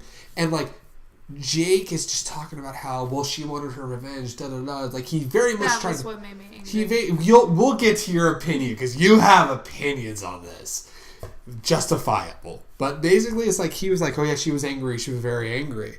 She got her revenge. To which that's what Shane was pushing back on. I was like, yeah, but Logan was the one that did this, though. If you're going to be angry at somebody, be angry at Logan.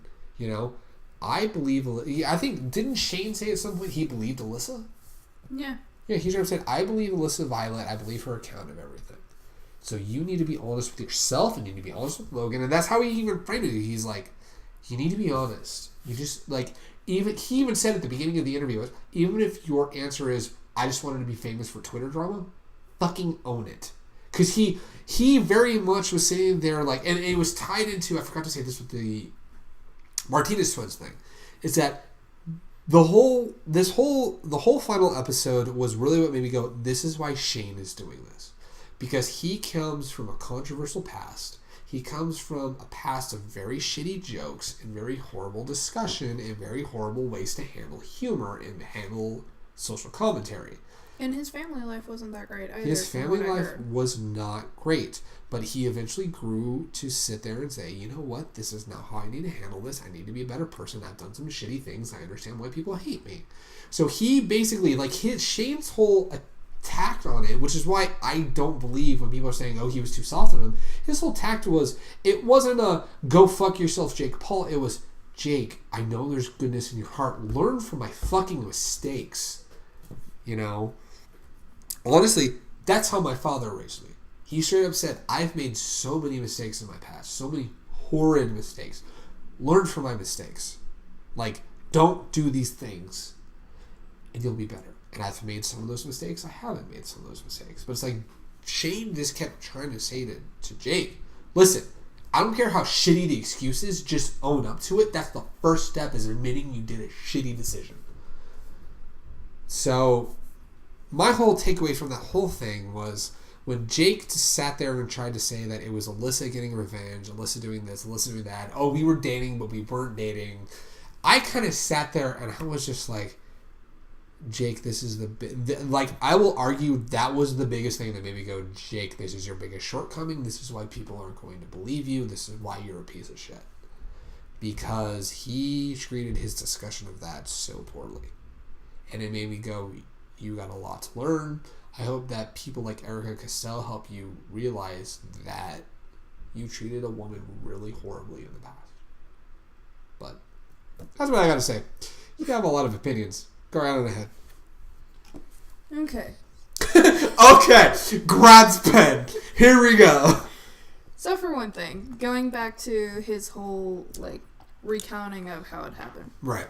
He had said it was one of his friends that told him what had happened. Oh, I forgot that detail. With Alyssa and Logan. Which made me really fucking angry. Because it had been established already. They were not in... Robert's so check this out. Yeah, right, yeah. Jake had already established that this was not an established relationship. He said he apparently tried to make it clear to her, even though clearly it just wasn't a thing that he set grounds for. And I get it, he manipulated her and shit. My big problem was this whole story about his friend telling Jake about what had happened between those two. I remember that, yeah. When you're not in a relationship with someone, first of all, it's none of your business what they're doing. Because as long as you're not in a relationship, you need to stay out of their business. Yeah. She does not have to report to you and tell you what she's doing, who she's with, who she's doing what with. You have no priority in there. She can fuck whoever she wants. Yeah, as long as it's all consensual and shit, and as long as, it's all healthy, sane, and safe. Yeah. Whatever. Do what she wants, as long as she's not hurting anybody. Yeah. But you definitely don't have any right if you are a friend of this person that has no business in this person's life. You do not get to report back to your little buddy. You don't get the friend privilege. I'm sorry. Yeah, you don't get to report back to your buddy that his girlfriend fucked which his was brother. Not his girlfriend, mind you. Yeah, that she banged his brother. Yeah. You do not get that privilege. I'm sorry, this is an A and B conversation. See yourself out. Ooh, I hate puns, but that was good. And another thing is just this whole explanation of, she got her revenge on me and everything. She wanted me to feel what I felt and everything. You are not the victim here. She is. You abused her. You led her on. You did all this shit to her. And on top of that, all of the manipulation in the house, you did not let her move out. Or, like, you did not help her move out. He threw her shit out the fucking house. Yeah, he basically was like, you have 30 days to get out of the house because it's not healthy for me. Oh, so that was the big deal. I forgot about this. We'll get back to that topic. I know where you're going. No, all I was going to say was the fact that he handled that as... Because he straight up said, you have 30 days to leave the house. He didn't decide... Because it's not healthy for me. Because it's not healthy for me. With all his fucking money, he didn't help her get a new place. He kept it to where she didn't even have any money for a fucking apartment. That was fucked up. Or a car. To get the fuck out of there, yeah? And, like, that was her job in that house. Yeah. He was her employer and everything. Yeah. He kept her trapped in that house. Yeah. But he did this whole, I gave her 30 days to get out of the house because it wasn't good for me. But then by 30 days, she wasn't out. Gee, dumbass, I wonder why. But you didn't help her. God damn it. But you are going to have the gall to turn the victim card back at you because you suffered. Yeah. No. Fuck you. You are a scumbag. Yeah. That was the point where I said... There is no redemption for this guy because he's going to turn the victim card back to him anytime shit gets thrown back in his face. Right. He's not going to own up to anything. Just like maybe his current girlfriend can help him see some sort of light at the end of the tunnel, but it's not going to take away that whole mentality that he has of, I treated this person like shit, so now they're treating me like shit, and poor me. You're about to hate me. Because I think there can be redemption for Jake Paul. But... I say that only from having seen that episode, and that was really what set me off. There's a lot of checkpoints that need to be marked. There's a lot of points that need to be checked before he can fully be redeemed. Number one, he needs to separate himself from the toxic people in his life. From his father, from his brother, from his mother at this point. Because I'm going to straight up say, the one time I ever had exact sympathy for Jake Paul, he was talking Greg has 30 days to get out. The only time I had exact sympathy for Jake Paul was he was talking about living in a broken, divorced home and going week to week from a house and not having a stable home to teach him right from wrong. To which that was in episode 6. To which Shane related because he came from a broken home as well. And I kind of was like, yeah, no. And it allowed me to kind of sit there and realize that I got lucky. Because even though I came from a broken home, one half of that house was a very solid foundation. When you got two really shitty people, they're not going to be able to teach you right from wrong. And the big issue that's going to come with Jake Paul is it kind of has become, to some, a too little too late situation. Because some people are going to say, you're starting to realize that you're a shitty person now, but it's too late. But, Shane straight up said you need to divorce yourself from your family as far as content goes. You need to be out on your own. You need to kind of start admitting to things. I think if Jake Paul is genuine, and I've always said that if there's anyone who has some sort of heart, it was Jake Paul. He's done some really shitty things, but unlike Logan, I can straight up sit there and say that Jake Paul did all these shitty things out of some sort of emotion, not faking emotion to get views. But I feel like up until now, he's had the wrong people around him. He's had a bunch of yes men because he was a successful businessman and a successful entrepreneur that sat there and justified his actions because it brought in money. He had a very shitty home life with a very shitty father and a very shitty mother and a very toxic competitive nature with his brother, which is very apparent in their YouTube content as well. In fact, so here's the interesting thing. So to show why I think Jake Paul can have some sort of heart is Shane touched on the Logan Paul Suicide Forest controversy. And the thing that kind of caught me was Jake Paul recalls a conversation with his brother when he had talked about this video that was going up and talked about the Suicide Forest. To which Jake Paul, of all people, was the one that said, wait, you're going to post that? He was the one that kind of said, wait, you're actually going to post this? Which, and then he's like, of course he's speaking as a brand person. He says, well, after that happened, I lost a bunch of sponsor deals, a bunch of 7-figure deals, and being a businessman, you want to make sure you don't lose any of that. I can kind of understand that. I mean, it can be insensitive, but at the same time, it's just like, as someone who was divorced from what Logan Paul had done, his brother did a really shitty thing, to which he even questioned, wait, you're going to post that? And he did. And he even shared up a minute, like, I haven't watched the full video because I can't get myself to watch that video. And I'm like, see, that shows there's some sort of emotion there, because he knows that that's bad. Not just for his brand, but he knows just in general that's bad, which Logan Paul does not have that awareness, because he admitted he's a sociopath without admitting he's a sociopath. Well, speaking of having awareness in your business deals, the manipulating children, we never really touched. We'll get to that in a moment. Okay. Because that's another argument that I feel like he needs to confront if he's ever going to fully redeem himself. As far as the emotional aspect of it, he knew that what Jake Paul was going to, or well, Jake Paul knew what Jake Paul was going to do. Jake knew what Logan Paul was going to do was bad. He really did. And it's one of those things where I get it. That shows me that there's some sort of emotional boundary there. As far as it is, there is an emotional boundary, which proves that he is.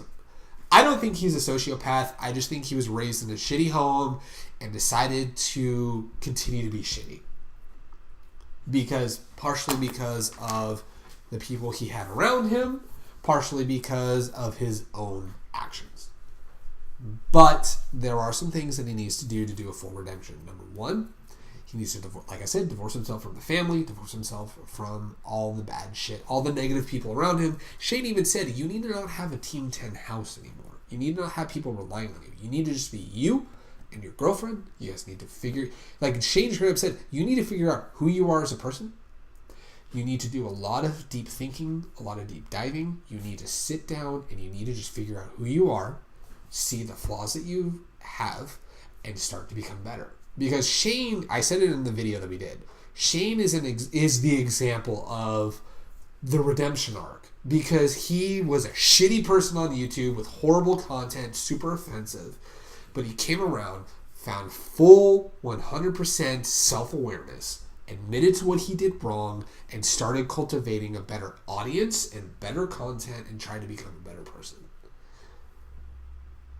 And I personally feel like the reason why Jake Paul maybe even did this series in the first place is maybe it was a conversation between him and his girlfriend of his girlfriend saying, you've done some shitty things. And he goes, well, it can't be that bad. And he's like, well, somebody's got to come in and really kind of open your eyes. Especially like with the way that his girlfriend comes across in the whole series. Like, I really feel like his girlfriend had more to do with this series than it seems. Because his current girlfriend seems pretty grounded. She's a businesswoman. She knows how to make money on YouTube. She knows how to cultivate a brand. But at least from what I've seen, there's no controversy with her. She does music. She does vlogs. She makes money. She's a very smart businesswoman, which I honestly feel we need more smart businesswomen in the world that influence other women to become smart businesswomen and really start challenging these shitty fucking men. But that's just me. But it's one of those things where I feel like Jake Paul needs to divorce himself from that situation, and from there really dwell on what he's done wrong. And part of what he's done wrong, which is the thing that I'm going to tie back to, was the manipulation of children. He still thinks that the way he markets in his video is not wrong. And that was very angering. I'll let you say what you gotta say about that. Okay, so basically what this means is, like, in his videos, he goes and brings, like, kids, like, 4-year-olds. Mini Jake Paul! That blew my fucking mind! Like, basically anywhere from, like, toddler to very young children. Yeah.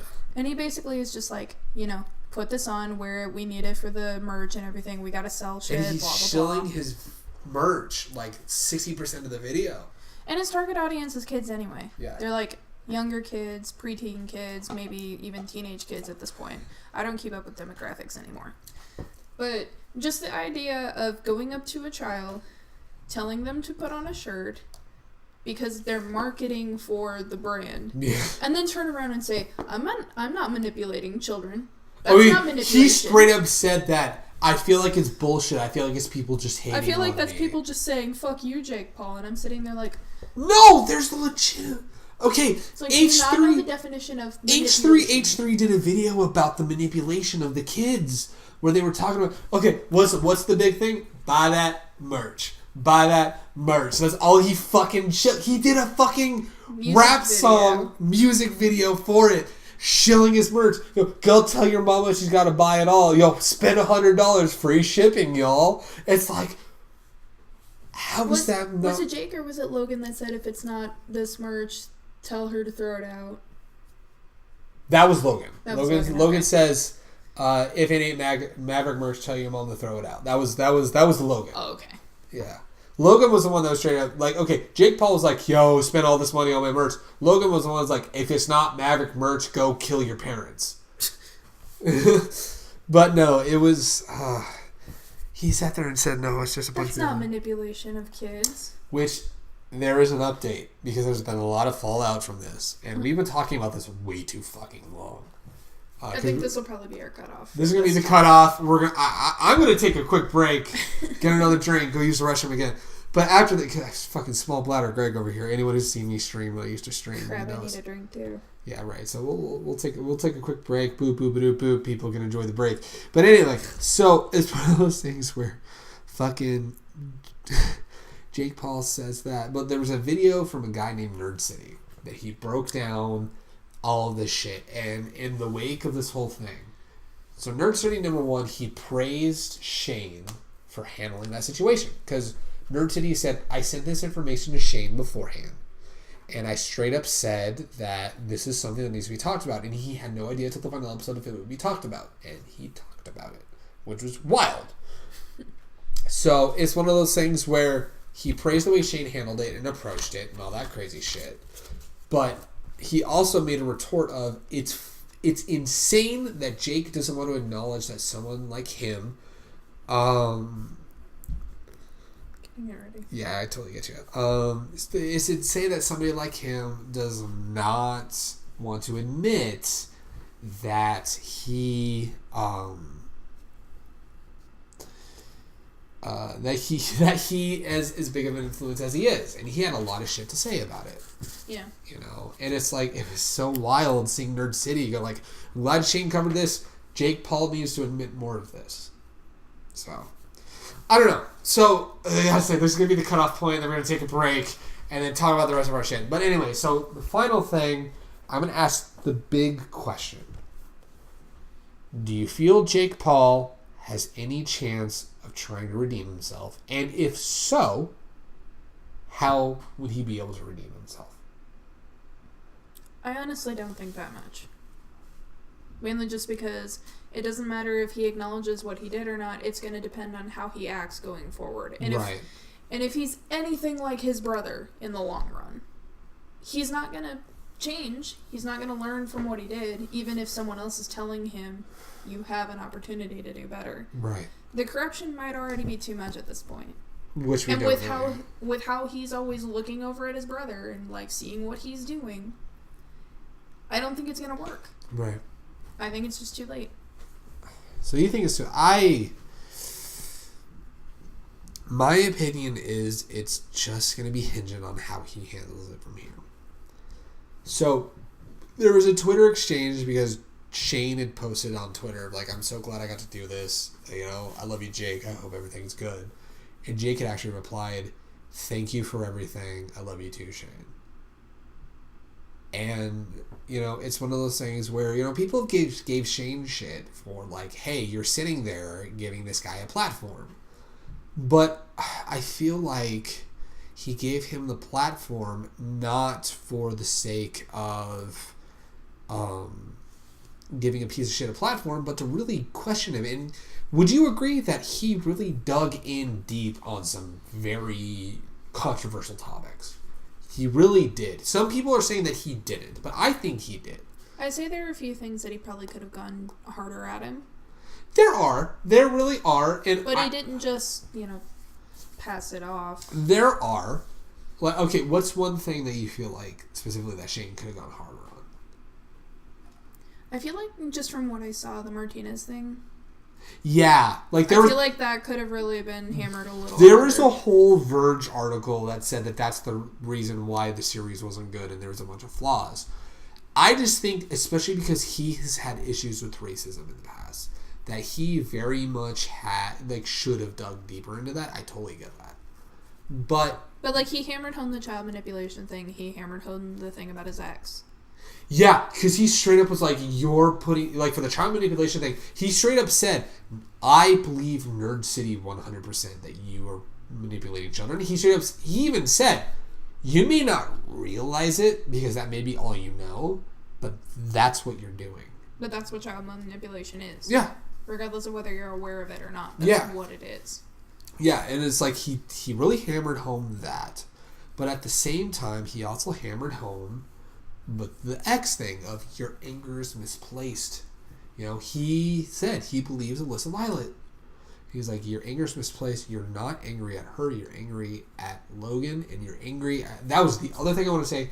The way he started talking, he's angry at himself for not realizing his emotions. And because he lives in a household that was very... Toxic and didn't understand emotion, that he kind of straight up did not know how to handle emotions. Which I would have given him so much credit if he would have said, listen, the whole ex situation, I didn't know how to handle my emotions with her. I was really shitty to her. I would have been like, you straight up 100% have my vote. You're going to be the biggest comeback scorer in 2018. If he would have opened with that, but he didn't. He still had it in his mind that Alyssa Violet had it out for him. When she didn't, she said, I was over it so much. I acted out of emotion. And I'm just like, fuck. And on top of that, the only reason she talked about it was to just finally air it out. She was getting harassed. The thing with her was Shane kept reaching out to her, and until the end, she straight up said, I'm not going to talk about this. I don't want to talk to you. And she finally did. She's like, I just want to get this out. I'm done dealing with this. Yeah, because she was getting harassed as soon as Logan basically made it clear of what happened. I'm also going to sit there and say, her current boyfriend, FaZe Banks, is a piece of shit, too. I don't know who that is. He's a massive piece of shit. I do not like him at all. That's a topic for another day. That's a different topic for a different day. Yeah, no, he's... So you say he might? I think...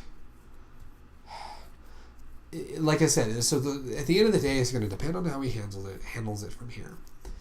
If he holds true on not associating with his dad for content, pushing himself away from his brother, kind of, if he starts removing himself from people, I'll be like, okay, he's starting to take things to heart. And I feel like it's not going to happen overnight. It's not going to happen within the next year. I feel like within the next couple years, I feel like if he just focuses on what kind of content does he want to make?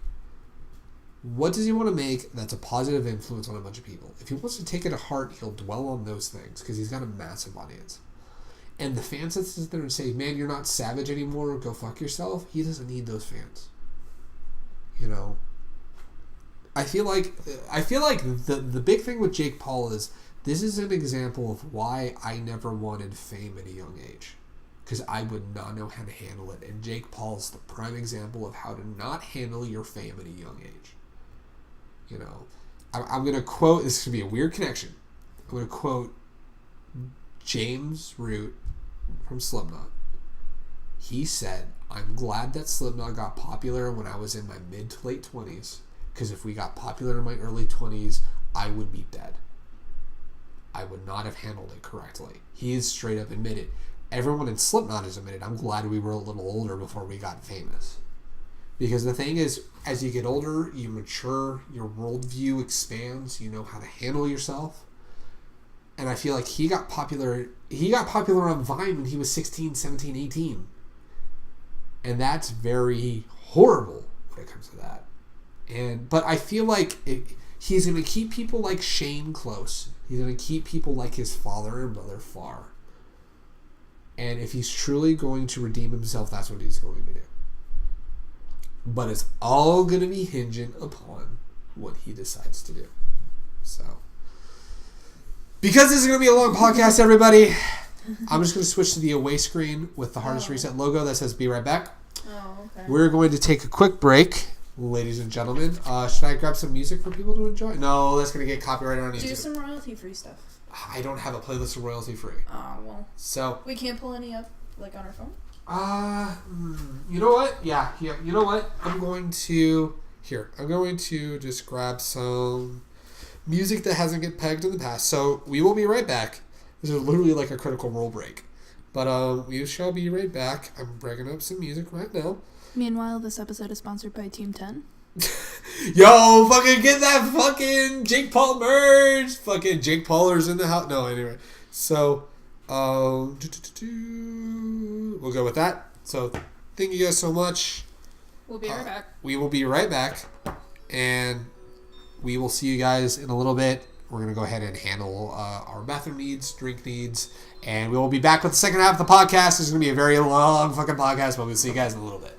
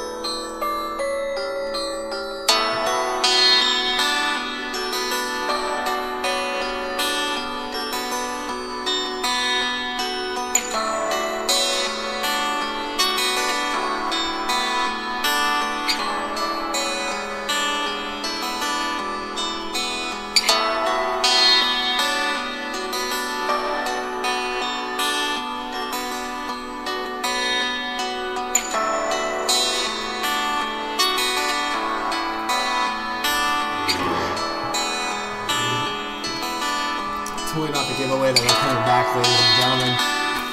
Alrighty. Well, when my phone's not fucking falling, god damn it. Alrighty. Alright, ladies and gentlemen, we are... Play Ginger?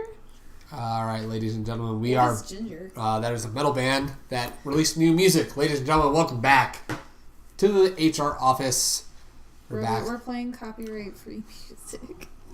Or royalty-free. Yeah, you're right. Alright. I'm going to the fucking pretzel because I'm goddamn hungry. Alright. Mm-hmm.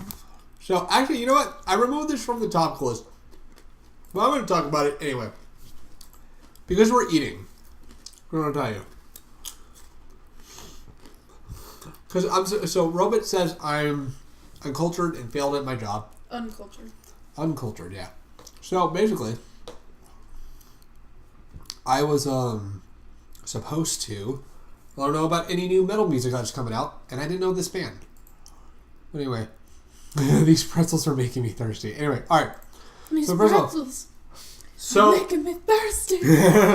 So there was a thing we were going to talk about 2 weeks ago. We didn't on the podcast. So America's Fattest Bear has now been crowned, ladies and gentlemen.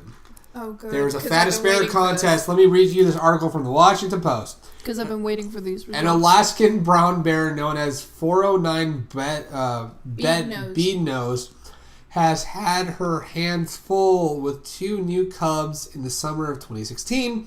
They remained at her side when she emerged from hibernation last year and set about fishing for sockeye salmon. I'm fucking drunk.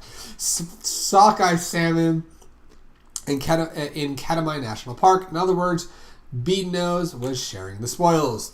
Not this year. Not this year. In the lingo of wildlife biologists, she emancipated those cubs, and the spring she emerged with long winter snooze with life empty nesters.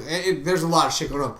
So they had a contest at this national park of who was going to become the fattest bear ready for fucking hibernation.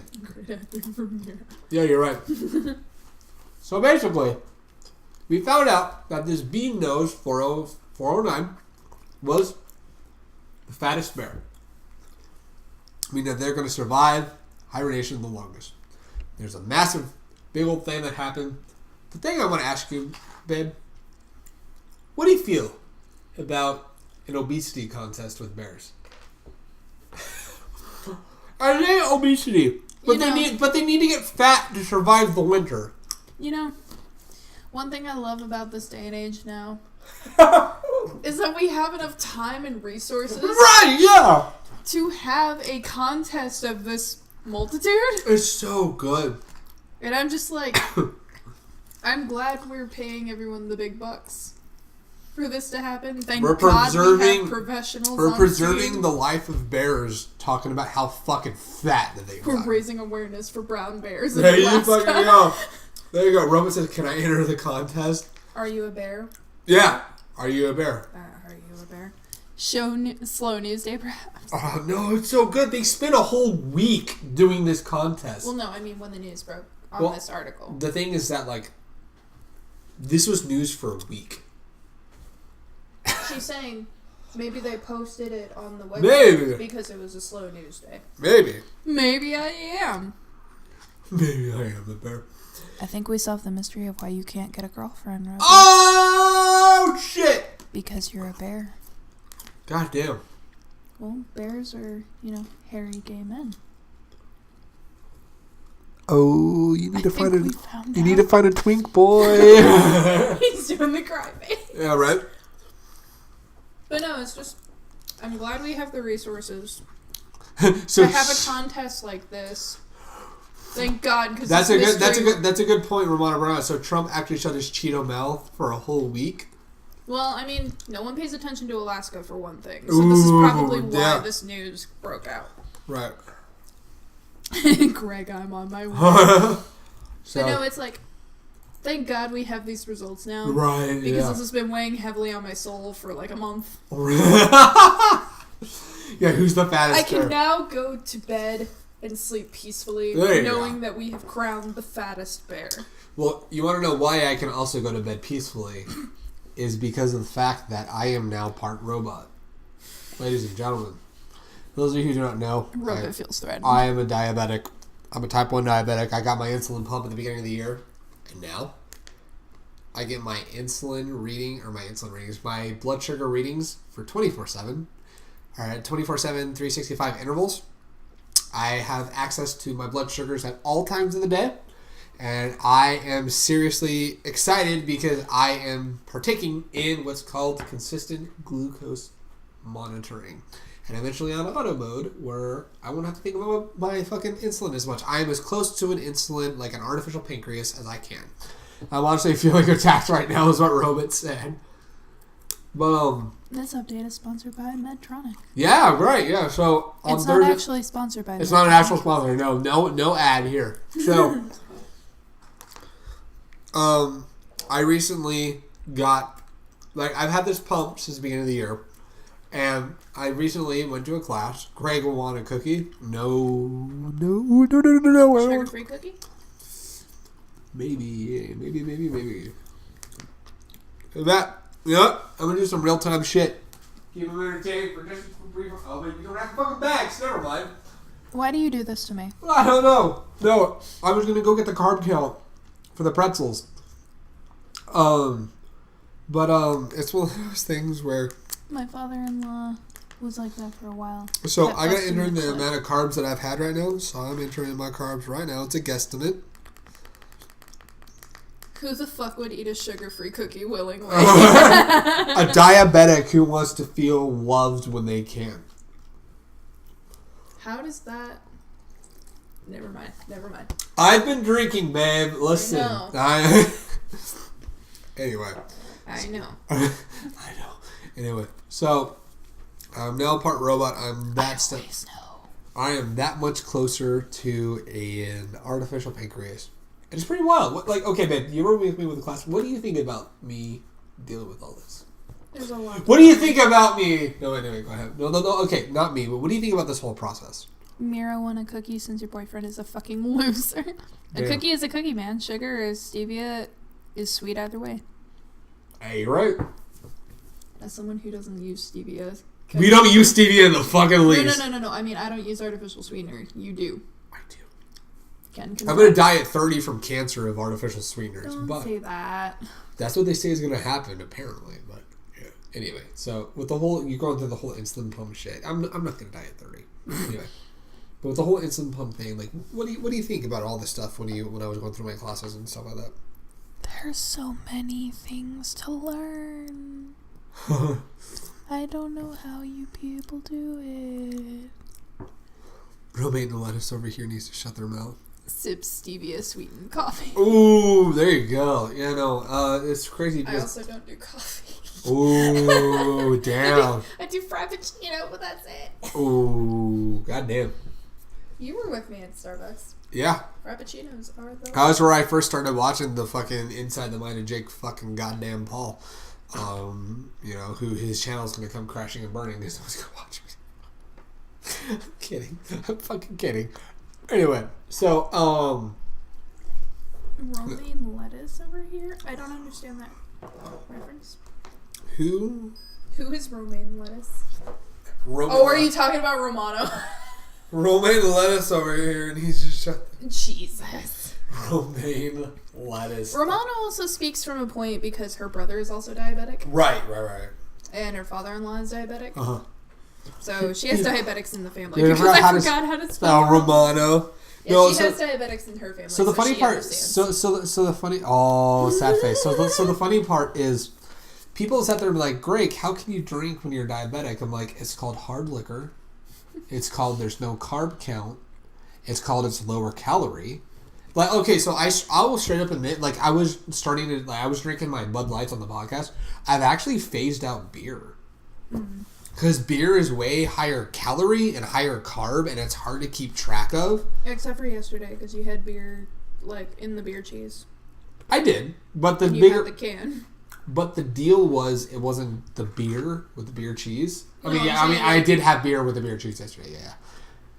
Greg just drinks whiskey 24/7. I mean, you're speaking like a true Gergret over here. You didn't drink whiskey, though. You had vodka last night, didn't you? Okay, so... Because the vodka bottle was out. I'm going to talk about something real quick. I had rum, whiskey, vodka, whiskey, and something else. So 6 shots in one drink. So there was whiskey in that drink. But it wasn't just and rum. That's what it was, yeah. But it wasn't just whiskey. It wasn't just whiskey, no. Yeah, beer's made from grains for the most part, so yeah, high carbs. Yeah, well, Greg is an alcoholic. Okay, the funniest thing was that earlier, whenever May was doing the dishes, she saw all the shot glasses in the sink, and she's like, wow, why are all the shot glasses in here? And I was like, I think he said he measured, like, each shot in What I did, because usually I just pour from the bottle. There were 5 fucking shot glasses. Because I used all 5 shot glasses. But what I did was, because I wanted to measure them out. So I used the shot glasses instead. But yeah, that's why it was funny, though. That's why the shot glasses were all there. Also, after that one drink, I didn't have any more alcohol because that was more than enough. You were, like, only drinking from that cup. Slowly. That was a cup of... Surely. It was one of those things where, like, I was getting drunk with every sip, and I was just sitting there like, oh, man. But you want to know what I was doing while I was drinking that? I was playing Final Fantasy 14. I was like, oh, God. Please tell me this is going to be a safe transition. So, anyways, So to end with the insulin pump thing, I'm glad I'm that much closer to an artificial pancreas. There's still some flaws in it, but I'm really excited for it. So Final Fantasy is for losers. That's why I'm playing it. Anyway, so Final Fantasy 14, the Halloween event is going on right now for Final Fantasy 14. I got a little yin and a little yang. So Mira, you've been watching me play 14. Which, Romano, real quick, yin and yang are like little... They're little ghosty goose. They're little cute little ghosts. Yeah. They're really cute. They're super adorable. But anyway, so you've been watching me play 14. Mm-hmm. I saw Robot say play a good game. That's never going to happen. Anyway, so... This is why he's waiting for Red Dead and not playing Fallout. Babe. You said play a good game. Like Red Dead! No, that's what I'm saying. You're waiting for it, but you're not playing Fallout. Oh! Because Fallout is a trash game. Oh, shit. You're waiting for Red Dead. Oh, shit. Cute ghosties. Rob's gonna Oh, man, that's so fucking good. Robin, what are you going to do if we use, like, a clip of Tim Curry during the podcast? Ooh, yeah. There might be some fucking Tim Curcast over here. It reminds me of the conversation from Unfollowed, unsubscribed. Unfriending all of you. Anyway. We still love you, Robit. Anyway, so... We had a good run, Robit. Yeah, we did. He's going to come back. I'm just kidding. He's going to come back. I only give people shit if I... Like, let's go the way of older Robit. Ooh. I only give you shit if I care. I would make a comment, Robit, but I respect cutting all ties. I respect your personal qualms because you legit, he opened up to me about why older Robit left. So I'm just like, I would just sit there and make a comment about it. And I'm like, no, I'm not going to do that. Anyway. That's a story for off the podcast. Yeah, that is very much a not on the record, not on the stream story because, like, I'm going to say this. It's deep. Robit is like our resident troll. Yeah, right? Robit is our resident troll, right? But at the same time, fun stories, yeah. But at the same time, like there was a situation he did confide in me. Not for Robit, yeah. No, it's like there was a story he confided in me. Like you remember when I was like getting those things from Robit, I was like, wow, like that sucks. So I'm just like, yeah. So it's like I respect that. But anyway, so back to 14. Back to shitty fucking games like 14 and Fallout. I'm kidding, Robit. No, only one that we're playing. Yeah. Spoiler alert, I've never been playing 14. Anyway, no, I'm kidding. No, so I went to the Halloween event and I love the Halloween event. What was your opinion on the Halloween event when I was going to? It was cute. It was cute. The music was good. It reminded me of Addams Family. Like, oh yeah, like we were like May pointed out, it's like it sounds like the Addams Family song. And like I was waiting for a yeah. It's like yeah, that's all we were waiting for. It was so good. Once we got past the frustration of trying to figure out how to scare the people in the rooms. Right. Then after that, it was like, oh, we can enjoy it now. It's really cute. Yeah, I totally get it. Yeah, it was fun though. I like that Halloween event. I got both little yin and little yang, which are the 2 ghosty goos you could have, and all that fun stuff. But you got a pumpkin thing, didn't you? Yeah, like I can put a pumpkin head on my face. The Addams Family. Yeah, they're creepy and they're kooky. I forgot the words to the song. I was waiting. The Addams Family. Yeah, there you go. See, like, this always makes me think of the Fall Out Boy song, Uma Thurman. Oh, wait a minute. No. I'm explaining. Because the rhythm of that song sounds like the theme for the Munsters. I shit you not. What's the theme for the Munsters again? Listen to Uma Thurman. No, okay, no. Give me. I'll play it for you after the podcast. No, I mean, okay. Can you remember like the harmony of it or like the melody of it? No, I'm saying it does literally sound like Uma Thurman. The song. Wait, what about Uma Thurman? No. You heard that song, right? The Fall Out Boy song. Yeah. You remember how that sounds? Yes. The main like notes for that melody. That Are you talking about the guitar? Yeah. Don't play it I'm here. about to risk a copyright infringement. No. Don't play it here. Hold on. I'll play it. I'm gonna do it. I'm gonna fucking do it, but I'm gonna pull it away from the microphone. It samples the Munsters theme. It does! Oh, shit. Okay, so I wasn't crazy. Classic Addams Family and the Munsters are on Hulu. Little Man Likes the Addams Family. Aww. Oh, I mean, that's really good. Okay, so... That's a good family to like. I'm pulling up. It does sample the Munsters theme.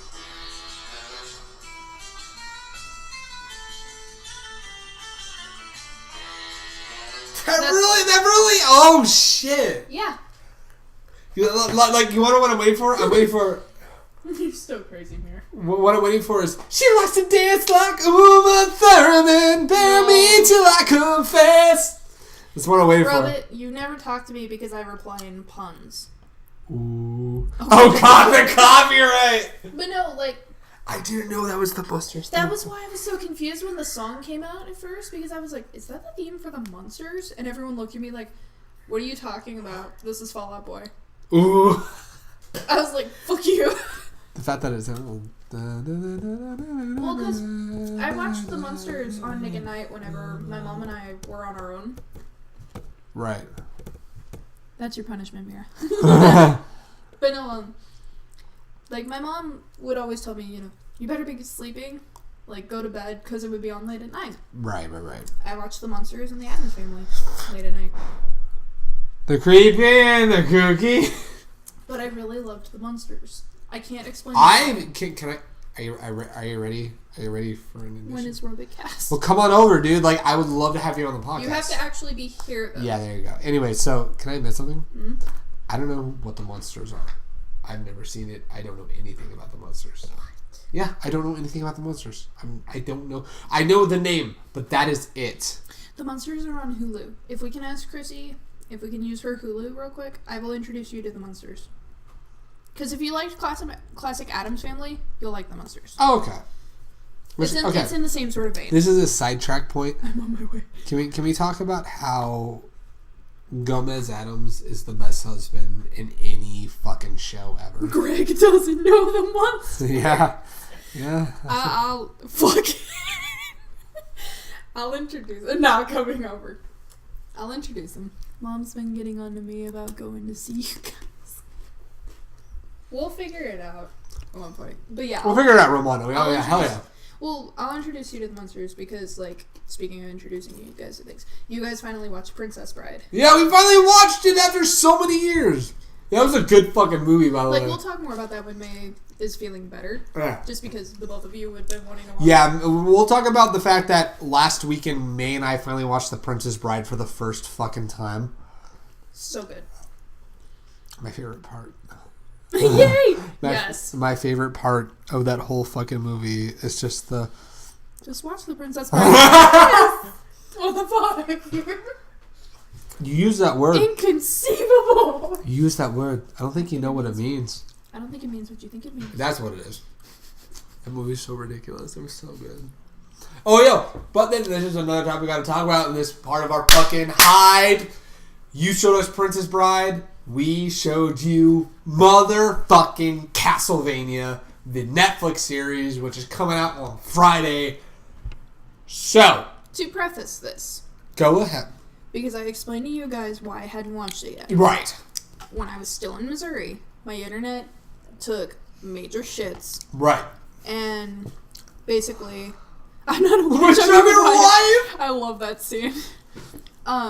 Basically, I had tried to watch Castlevania. Right. Because it was on the queue. Right. And I started the first episode. Mm-hmm. And I had gotten past the whole thing with his wife in the start of the first episode. Then it went into the title, like the title credits and everything. And then my internet shit. And Netflix just all of a sudden stopped buffering. And conveniently enough, it stormed that night. Oh, God, yeah. So even if I had reset the router and got it working again, we had to turn it off because it started storming. So I did not finish the first episode. So basically, after we got through the title sequence, everything after that was new to me. Otherwise, I saw the thing with his wife in the start of the first episode. Right. So, like, it wasn't that I was avoiding watching it. I was planning on it. Right. It just, my internet decided not to. Not today, yeah. Not today, Satan. Not today. Rocky Horror Riot. Or Riot. Anticipation. Yeah, Romano's also seen Rocky Horror. So, Rabbit, you can spaz out about Rocky Horror. So, alright, so now that you've seen Castlevania Season 1, what did you think of it, and why is Lisa the most badass woman who didn't fear Dracula on the face of the earth?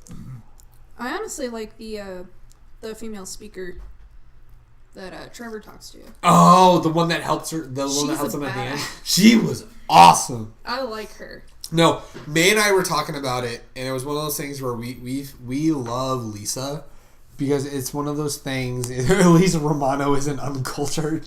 But yeah, I've seen it too. I'm the only one who hasn't seen it. Anyway, I just don't quote it all the time. So it's one of those things where with Castle, what's up? No, it's just write it down for a moment. It's fine. Anyway, so it's just write it down for me so that way I know. Anyway, so it's one of those things where,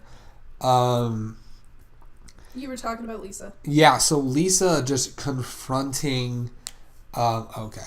Yeah, it's one of those things where, Lisa just walking up into Dracula's castle. You're from Missouri, Mira. Right. What does that mean? Means that now you're out here in California, you're a way better person. I was going to say, Romano's in Missouri, too. Oh, you don't count, apparently, according to Robert. That's okay, Romano's in Missouri, too. Ooh. And she has seen Rocky Horror. Goddamn. Anyway, so it's like check and mate. The whole thing with Lisa is just, she straight up walked into Dracula's castle and was like, "I'm not fucking scared of you," and then fell in love with him, and then she got burned at the stake. Well, because my thing is, she didn't fear the urban legends that were passed around about him. She's a woman of science. Yeah. She was there for a purpose. She wanted to learn, the ways of medicine and science and how to help people. By the way, spoilers for Castlevania. It's the first episode. Right, yeah. But even then, it's like, she didn't have reason to be scared of him because she wanted to help people. She was a woman of science. She didn't believe in that sort of shit. And even if she did, even in the lore of the game, like Dracula was, he was in love with Lisa. Yeah, she turned him around. Yeah. For a brief point. And then Lisa was still angry because he was like, "I'm angry, blah, blah, blah, blah." Yeah, it's like she convinced him to live as a man for a while. Yeah. Or, live as a mortal. And then she died. Right. Which, is the whole point of Castlevania, I feel like. Yeah, well, for that art, because the thing is, for him, it's telling this part of the Castlevania story, but I feel like the way was this part in any of the games? Yeah. Or did you have that backstory going into the that games? was okay. So I want to say, did you know what happened to his wife going into the games? Yeah, and I want to say it was Symphony of the Night, which was you hear Castlevania Symphony of the Night, like that's a big name, Castlevania. Because the thing is, Symphony of the Night you play as Alucard. See, I haven't played any of the Castlevania. I've played the OG NES and then Super Castlevania 4. I haven't played admittedly. In comes Robot. You have not played Castlevania. Get out. I have not played Symphony of the Night or Curse of Darkness or Lord of Shadows 1 and 2 or any of that stuff. But I played the OG Castlevanias on the NES, and then I played my favorite Castlevania that I have played is Super Castlevania 4. But but it's one of those things where this storyline ties into like Symphony of the Night and all that crazy stuff. Rob only played the retro game. Yeah, no, it's one of those things where it's like, I remember Castlevania 2 because what a horrible night to have a curse. The only thing that I remember about any of the Castlevania games is the screenshot of what is a man, but what was the rest of the quote? The miserable pile of secrets? Something like that, yeah. Something to that effect. That's the only thing I've ever really seen from the games, and I'm just sitting there like, is it true though? I mean, they are just a miserable pile of secrets. Miserable. Where's the lie? Why you fucking lie? Why you always lie? Right. No, it's one of those things where, it ties in directly from what I've heard from May. It ties into the whole Symphony of the Night story, because it in Symphony of the Night, you play as Alucard trying to kill Dracula, which is basically the ending. Which is basically the ending of the first season, which I am so fucking excited for season 2. What is a man? A miserable little pile of secrets. But enough talk. How about you? That's what it is. There's the full quote. There it go. is. Yeah. In it for the clutch. Yeah, there you go. Thank you, Robert. But anyway, yeah. So Castlevania, I honestly feel like it really felt like Castlevania. I love the way you God damn it. No, but it's like, I love the way that Castlevania was made. I love the fact that the Belmonts in season 1 were like a disgraced family that the society hated. Are they not in the games? The Belmonts are very deep. No, I mean, are they treated that same way in the games? Or is it a little twisted? One of us has to be prepared. Fair point. In that storyline, it makes sense. But the thing is that, like, the OG Castlevania, you were playing as Belmonts. The Belmonts are the ones that killed the vampires. I mean, were they respected for doing that, or were they feared? They were respected in the OG games. Okay. But the reason why, and I've never played Symphony of the Night, but what has been conveyed to me, John Gray talking here, but the way it's been conveyed to me is that the reason why Alucard is in there, it was the nest, there was no story. It was the nest, there was no story. Okay, so that's not entirely true, really. The story was kill Dracula. Dracula. That's not entirely. Put a G in there. Make it Dracula. Make Rob Zombie associated with it. That's not entirely true, because Mario back on the NES actually has a storyline. Sure. You just have to read the actual booklet for it. No, it's like, but the thing is, I mean, it was simplistic, but it was still there. It was just you're on a mission to kill Dracula. You're a human trying to kill a vampire. You're the Belmont trying to kill Dracula. Dig through the ditches and burn through the witches. Burn all the witches. And burn all the witches. Is it burn all the witches or burn through the witches? I thought it was burn through. Yeah, dig through the dishes and burn the witches. Slam in the back of my Dracula. Yeah. And copyright strike. Ooh, I'm not Rob Zombie though, so it no, but you hit the notes for Dracula. Just that word is enough. So me sitting there hitting Dracula, that's gonna fucking hit the copyright? Maybe. Oh, I mean. Especially on YouTube, copyright is getting even stricter now. I have no idea. Fine, give me something I will never hit copyright. Greg singing was too perfect. Oh no. But no, I don't know. It was funny because the first time we watched it, whenever Chrissy and Brad and Suya were over, I didn't understand half of what was being said. Just because, because there were no... Sing Aces High, I cannot hit that fucking song. Because usually whenever I watch things, I watch stuff with subtitles. Right. Because I have trouble hearing. Oh, yeah, you have to watch it a second time to understand all the fucking English in that fucking song. That was so good! Since I'm still laid off right now, which that's another story for another night. Then we're not going to tell it on the podcast. I was home by myself, and I rewatched it, and I put the subtitles on. Now I fucking understand what people were saying. It's like they're speaking English, but I don't understand this version of English. Oh god, the scene in the tavern was the worst. Those two guys that are arguing... You're just like, goddamn. Those two guys that are basically arguing the whole time, I had no idea. It was like two Gavins from Achievement Hunter arguing. Literally, the only word out of there I understood was Belmont. And I'm just like, I hate everything right now. Mira has hearing dyslexia. No, actually, I was born with hearing problems. Like, I actually have... Keep going. I actually have, like, earwax buildup, and it's been kind of a thing since I was born. Right. My mom always said, it's like, basically, when you were, like, 2 days old, you already had ear infections, like, constantly. That's bad. I'm sorry, guys. So, like, I actually do have issues with hearing sometimes, which is why I put a lot of things with subtitles on. Just in case, like, maybe I have a clogged ear or something one day and I just can't get it to pop. I'm not gonna miss anything if I read the subtitles. Which is why subbed anime and dubbed anime was nothing, like, it wasn't a big deal for me because I already put stuff on subtitles, even if it was dubbed. But yeah, like, just that whole thing with Castlevania, I had to go back and rewatch it just because I didn't understand anything. It was too British for your well-being. It was, basically.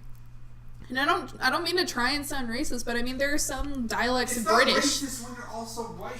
Well, because there's also, like, British dialects that are super hard to understand unless you are familiar with that dialect. Right. Like, especially if you get into, like, a Cockney accent, like Mayrin from Black Butler. Oh my goodness. I was putting subtitles on so fast. Okay, so speaking of Cockney accents. Oh no. I want to put you on I'll blast. speak in sign language for Mira. I'm actually trying to teach myself sign language. Ooh, there you go. Okay, so speaking of I can sign my name at least. Speaking of Cockney accents, you have a line that you can do as Mayrin. Oh God, where is this going? I'm about to out you for your Mayrin line. No, it's on YouTube somewhere. Yeah, but you need to do it on podcast. We need it on two different places. No, Romano's got the video for it. It's fine. Babe, it's on her channel. Babe, you're disappointing. Ooh, damn. Babe, you're disappointing the whole fucking continent. Story of my life. Anyway. I'm just going to say, I legitimately really love that line. So. It's on YouTube. Why don't you want to do it? Because it's I mean, it's hard. It's a little hard on my throat anymore. That voice. Can you at least give me something? You remember the 2 coworkers we had in college that were so good? Oh my God. Okay. You don't have to do that line. Can you at least try to do the Cockney accent though? It's hard. It's just the accent is hard on my throat. Just because it's almost like a rasp, a little bit. Oof. I mean, I would sit there and say try to do it anyway, but I don't want to fuck up your voice for the rest of the podcast. I'm already having to clear my throat a bunch. I'd rather not. Okay, fuck it. Do it anyway. No. I'm kidding. No, it's all good. Anyway, speaking of games, you just finished a game today. Well, that you didn't bring up before. I want to talk about... Well, okay, fine. I was going to go the way of... Well, because you mentioned 14 earlier. That's true. So 14 is great. You want to know what else was great? Fucking... You finally finished this game. South Park, the stick of goddamn motherfucking truth. That's the actual name. So I finally finished the stick of... So I finally finished the stick of truth, right? Mm-hmm. Which is funny. Because... First of all... What was your favorite part of the game? It wasn't being a Mr. Slave's asshole. I'm going to tell you that. Oh my fucking God. Like, Mira was watching me play it today and I was in Mr. Slave's asshole and I was just like... I was like literally playing... do you want Out of context, that sounds so wrong. I was in Mr. Slave's asshole. Do you want me to be honest? Mm-hmm. I almost legitimately threw up when I found out that you're cutting through cum. I was like... Yep. Fuck! Goddamn! Ugh. I was like, listen, I like sex and shit like that. I was like, ugh. Greg's favorite part was when the parents were having... I made sure he got that achievement. She made sure that I got the achievement of watching my parents have sex. I'm like, oh. Because I had gotten it, I started dying. And I was just like, that was such a great trophy, though. Because what it was is... I put the controller down for a minute because it got out of the cutscene. Right. I was letting the cutscene play and I was doing something else at the same time and I just let the controller sit there for a minute or two. Right. All of a sudden, an achievement pops up in the corner. And I was like, so what? Mira tells me when I'm playing, she's all, this is about to get really awkward because it cuts to the scene where they're having sex, right? And she's like, if you watch your parents have sex, you get a trophy. I'm like, alright, I'm going to get a trophy. I'm just like, keep watching. Don't move. keep watching. Nope, don't move yet. Yeah, right. Keep watching. And it just got increasingly more awkward as he watched it. I was literally just like, I shouldn't be watching at my parents' house. Like, I really shouldn't be watching at my parents' house. And then the achievement popped up in the corner. I was like, okay, I'm leaving. And then I almost got wrecked. I was like, congratulations. And then I almost got wrecked by my dad's balls. Yep. Yeah. Anyway, so Romano said someone needs an enema bad. Like, holy shit. Okay. Greg watched. Yes. So, speaking of assholes. Speaking of enemas. Speaking of enemas. So, okay, so this game's been out for a long... Fuck it, I'm drunk. I don't care at this point. So, basically, I'm not too drunk, but I have had drinks. But basically... It's been out for a while. I liked watching a sex It's like watching a sex scene with your parents, but the sex scene is your parents. Kind of! You just sit there and you're just like, Thankfully, though, he didn't have his parents here when he played that. If I watched, my mom straight up would be like, "You're lucky that wasn't us." I'd be like, "I am lucky." Anyway, no, it's one of those things where so we were in Mr. Slave's asshole, and we get to the fucking snook. And the full fucking idea of a fucking handicapped person having to unlock the snook. He's the only one that can solve the riddle. Fucking Jimmy. First edition would be super into it. Yeah, he would. But I mean, he loves his wife, which is... Anyway. So, fucking... I walk up, and I try to... I can't believe I'm about to say this. I'm about to perform an abortion on a robot. The robot is threatened. And I spun the stick the wrong way, and then oil spilled on me. He's like, is that my oil? And then the nuke fucking went off, and everyone died. It's the mushroom cloud. And then the credits fucking... I meant the achievement. And then the credits fucking started. I'm just like... Mira, I need help. The credits goddamn fucking started. I'm just like... I had never seen that before, and I was just like... She was dying of laughter today when that happened. Crying. I was like, holy fucking shit, dude. It was amazing. I was hollering. I was just like, oh my god, I've never seen this screen before. I was like, God fucking damn it. I think what made you really decide you wanted to play this game was when I pitched the summary to you, whenever I was still back in Missouri. Yeah. Because I was sitting there like, okay, so you're this kid who moves to South Park, and it's kind of like an RPG thing, and you run into Cartman, and he's like the Grand Wizard of the Koopa Clan Keep. Yeah, I was like the Grand Wizard of the KKK! Oh my god! And you were like, I'm sorry, what was that? I think I literally on Skype was like, I'm sorry. What?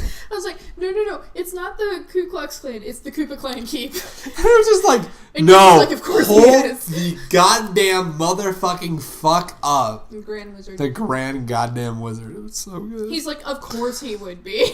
Of course he would be. It was fucking wild, man. I think my favorite part of watching you play it, or at least like the ending scene, was the bit with Princess Kenny. Oh my god, that was wild, dude. The anime sequence. I was so fucking confused. I was like, I don't know what's going on. We were just like, oh my god, he's too anime. I was just like, what the fucking fuck, dude? It was so wild. But no, and then like, you finished, and then right after that, you're like, I need to play the Fractured Butthole. Yeah. I cannot wait for the Fractured Butthole. I've had 12 cookies, please help. Oh. RIP. What kind of cookies, Ribbit? I'll tell you what kind of cookies they were. They were cookies that were made in the fucking 18 to 1900s because, speaking of games, I'll tell you what I'm excited for. I am excited for Red Dead Redemption 2. Babe, have you played Red Dead Redemption? You're missing out.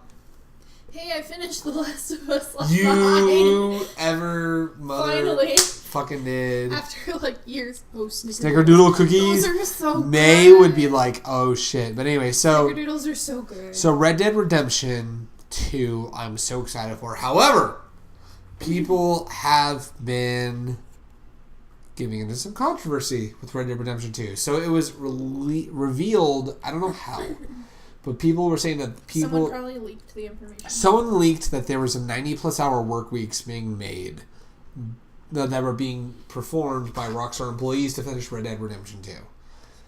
So I got a couple articles here. So this first article is from The Verge, the other one's from The Guardian. So I'm going to read the Verge article first. It says, some Rockstar employees dispute the idea that they are overworked. Rockstar employees are speaking out against reports that the developer focuses its work into extreme crunch. The company has given its staff permission to share their experiences online, which that's the first thing. Rockstar's like, yo, share your experiences. So it's like the company has given staff permission to share their experiences online, according to dozens of Rockstar developers on Twitter, many who have said they've never endured the harsh work conditions that the company recently has come under fire for. On October 14th, Vulture published an in-depth piece on the making of Red Dead Redemption 2. One line specifically caught the attention of the game industry. We were working 100-hour days. Rockstar 100-hour weeks. 100-hour weeks. Not days. Days, yeah. 100-hour weeks. Rockstar co-founder Dan Houser told the publication. Backlash hit the studio swiftly, with many developers from other companies speaking out on their own experiences with crunch. In a statement to The Verge, however, Houser said that the 100-hour weeks comment was related to specifically crafting the game's narrative and dialogue over a course of 3 weeks. We obviously don't expect anyone to work this way, he said. Across the whole company, we have some senior people who work very hard purely because they're passionate about a project or their particular work, and we believe that passion shows in the games we release. Crunch is well documented harmful practice with the game, or is well documented harmful practice within the game industry, and Rockstar has a spotty history with work conditions. On Twitter, Job Stauffer, a former employee of both Rockstar and Telltale, said that during the studio's Grand Theft Auto 4 era, it was like working with a gun to your head 7 days a week. Stauffer further described the studio as the most ruthless, competitive, and intense work environment imaginable. A report in 2010 detailed excessive crunch, mounting stress, and deteriorating work conditions at Rockstar San Diego. Many developers speaking out on Twitter, however, says the culture. Many developers out on Twitter, however, says the culture has changed. So basically, there was this report that said that they're working. It's a disgruntled worker, it sounds like. So, the big deal. Yeah. Play Red Dead Revolver. Red Dead got horse testy. Oh, yeah, we'll talk about that in a moment. No, so there was a thing that was like, yeah, we're working 100-hour days. Or 100-hour weeks. 100-hour days. 100-hour weeks. So, it was one of those things where they took to Twitter and they're like, yeah, no, like, it was just a specific group of people. We don't expect that anymore. Which I know Rockstar in the past has had massive issues with, like, controversy within the industry.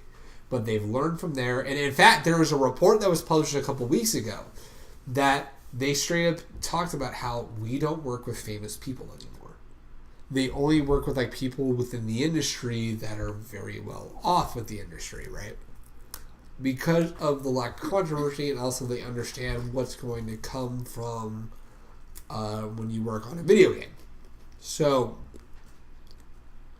they don't, like, the new game that's coming out, there's, like, no popular people in it. Unlike GTA 5. But I know that, like... Lindsay Lohan. Well, Lindsay Lohan wasn't even in No, this. I'm saying that controversy. They used my likeness in the game. What, a blonde bitch in the beginning? No, they didn't. Oh, sorry, she posed exactly like you did. Which a lot of people pose like, so... We have to trademark that pose now. I don't know. But yeah, so people in Rockstar are getting a bunch of controversy surrounded around them because they're like, oh yeah, they're working 100-hour weeks. They're, like, not great people, but it's like people at Rockstar have been contradicting it, saying that, like, oh yeah, no, we're not required to work these weeks because Rockstar has learned in the past that this is not how you run a company, etc., etc. But, like, they have had controversies with that in the past. But the thing is, every game company dealt with, like, crunch culture.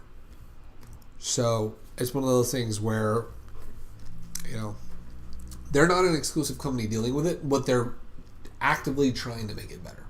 To which I'm like, you know, good for you. That's awesome. Thank you very much. What are you laughing at?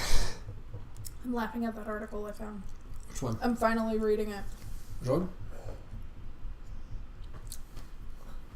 Oh, the one you told me to save. Yeah, that's a good one. So, but regardless, I'm excited for Red Dead 2. You've already pre-downloaded. I'm on pre-downloaded. I'm ready to go, and you motherfuckers can be ready on Friday for a Red Dead Redemption 2 video. It might be a drunk Greg Friday, huh? That soon? Well, the thing is I got the Elgato. It's gonna be good. I'm very excited. It might be a drunk Greg tries it. It might be first impressions.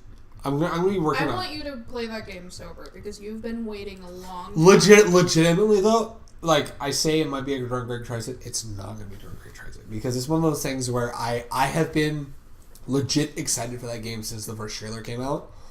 And if anything, it might even be a, hey, with Red Dead 2 coming out, let me give you guys the lowdown on Red Dead 1 before you play Red Dead 2. It might even be that. I don't have a set video for it. It might be an actual gameplay. It might be something else. But or yeah. just like a little teaser for 2. Oh, yeah. Like, absolutely. I'm so excited. It might just be like a first impressions thing, but I'm very excited for that game. It's going to be a lot of fun. So. Should I show them or talk about this now, or do we? Yeah, go ahead and go with that.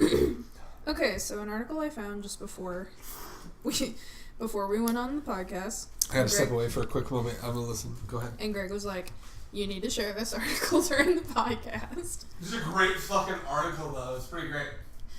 Have you ever learned something and you found out you are today years old because this is apparently some mind-blowing revelation? I got a story about that, and you judged me for it. About Linkin Park. I was building up for the article, but I know, but I'm telling you that I got a story about that anyway. So when you're today, go ahead. So anyway, that realization whenever you find out something major and you didn't know it was supposed to be this major.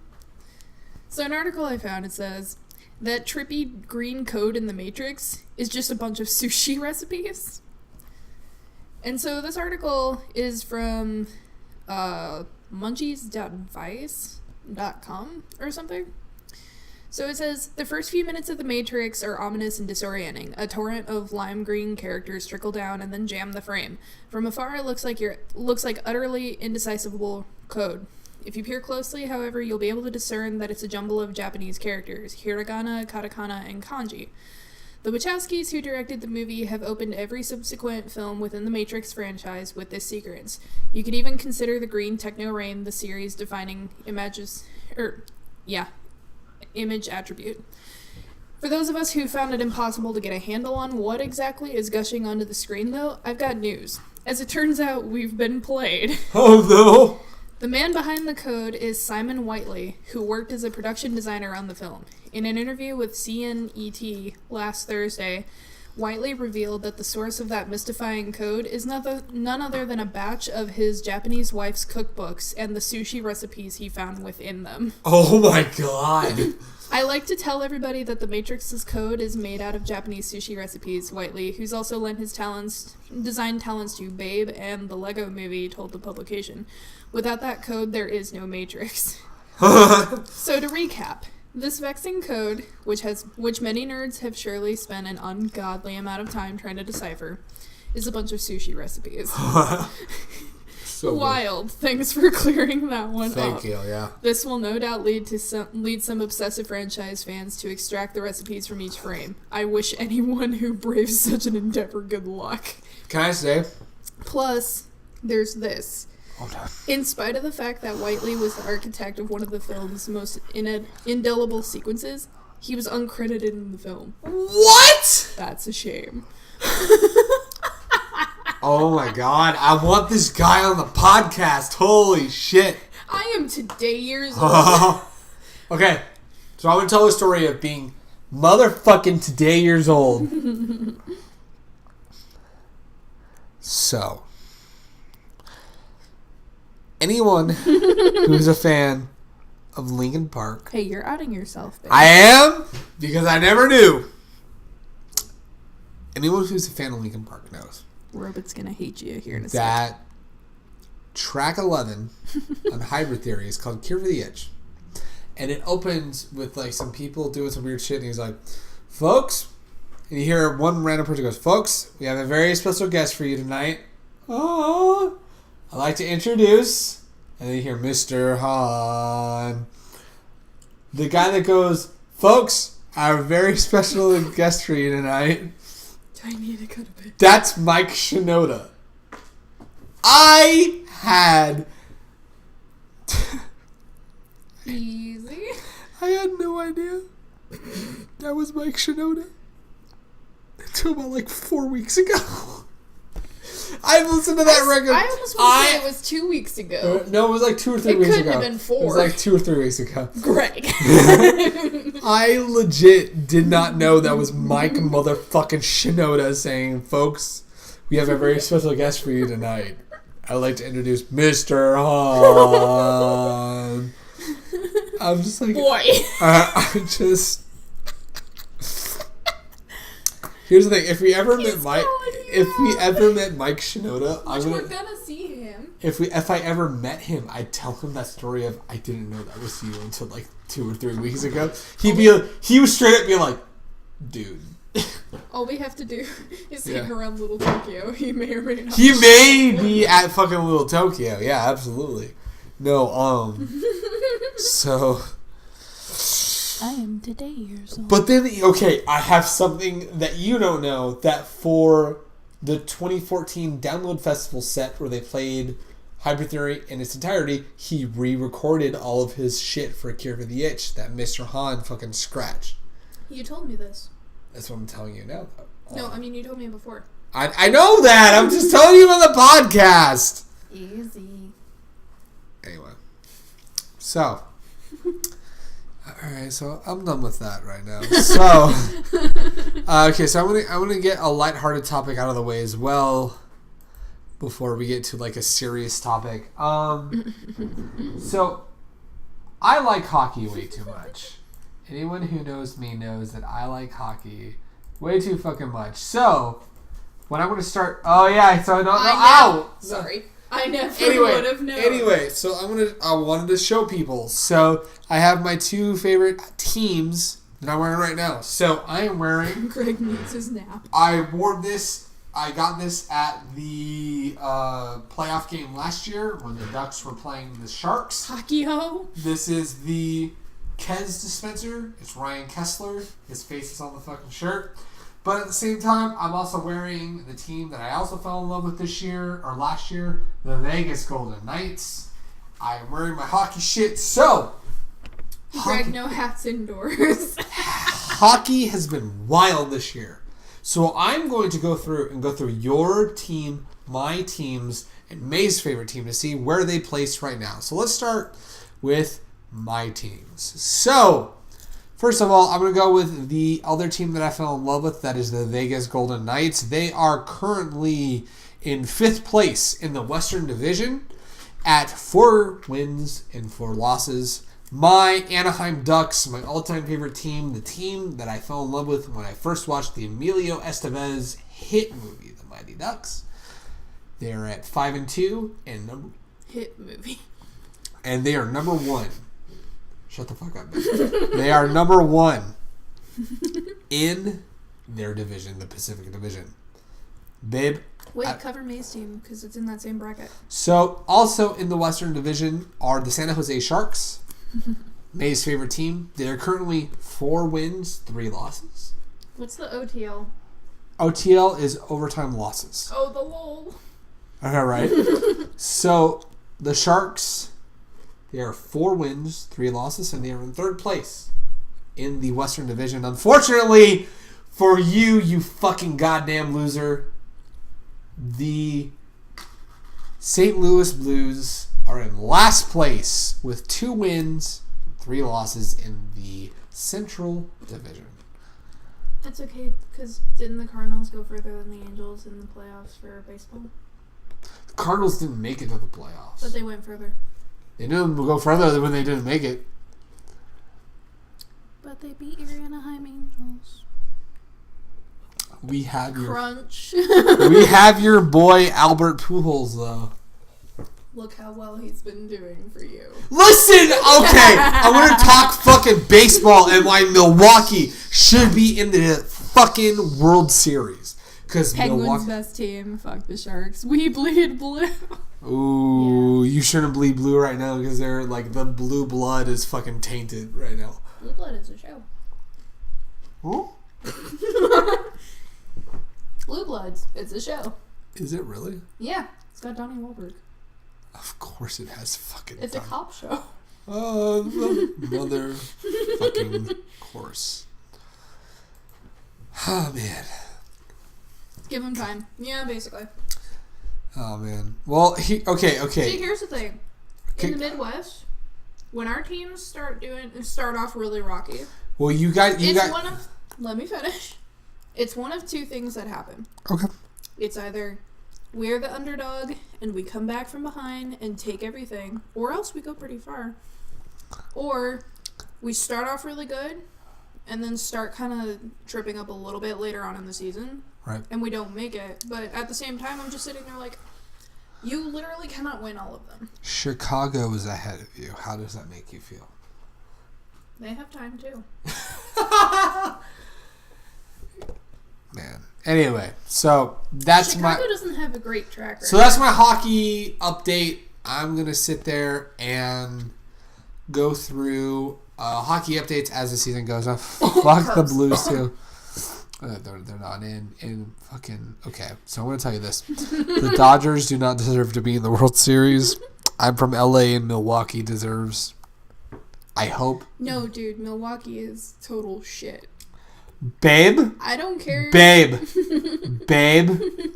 Milwaukee deserves to be in the fucking World Series and to win.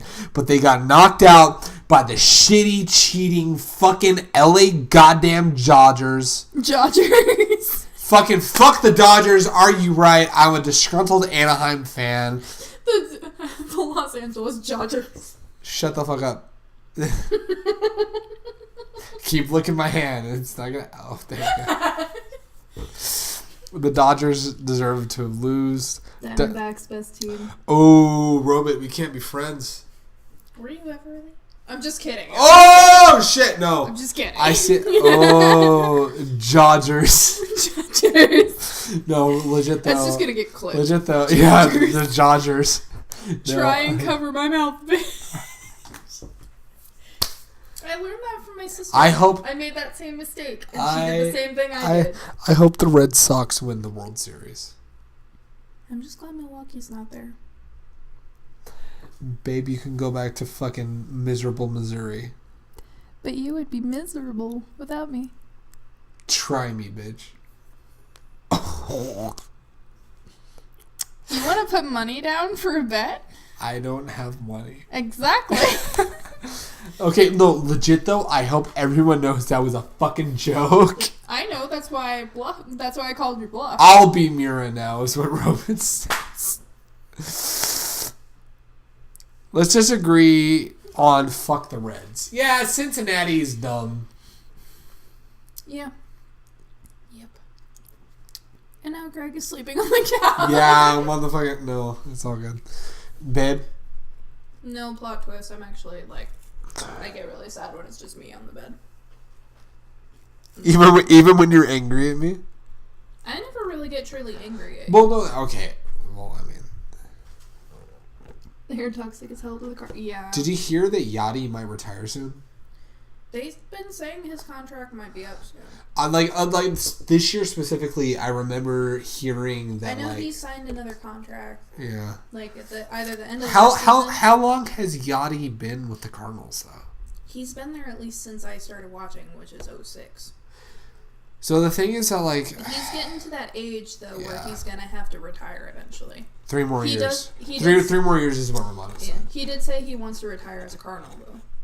Like here's the thing. When I think Yachty, when I think Yachty Molina, I only when I think Yachty, I think Mira Cardinals. Yeah, I think Cardinals. So it's like just like Mike Trout for the Angels, like Yachty's going to retire with the Cardinals. And Mike Trout, no matter how shitty the Angels are going to be, he's going to retire with the Angels. Because he's too invested with the Angels that he's just like, this is my fucking team. Didn't Trout get traded from another team to get on the Angels side? I feel like I've heard his name in association with another team. Let me double check, because I know Mike Trout is very much associated with the Angels. So let me check real quick. Yachty started as a card, then left, then came back, and he's saying, around when did he leave? Because I don't remember him. I don't think I've ever remembered a season of him not being there. Robo's like, that is very nice, Mira. So Mike Trout, he's only played with the Angels. Huh. Yachty is on the same level as Musial at the moment in public. Ooh. So Damn. So how do you spell Yachty's full name? Yachtier? So Y-A... Yachtier Molina. There we go. Yachtier Molina. I don't recall. I have to ask my mother-in-law. True. Her mother-in-law would know. So Yachtier, are you ready for this? Yachty has been a Cardinal since 2004. I was going to say, because when I He's started only been with the Cardinals. No. Traumatized Trout. No. Romano said he started as a card and then left and then came back. According to Wikipedia, We'll read further down. He may have had a time where he stepped away. It would have noted if he was with... No, but I'm saying he may not have been with another team. He may have just stepped away from baseball for a brief. 2004 to 2006. That's what I'm saying. Okay, I'm looking right now. This is not a topic I thought we'd be talking We're about. fact checking. It's beautiful.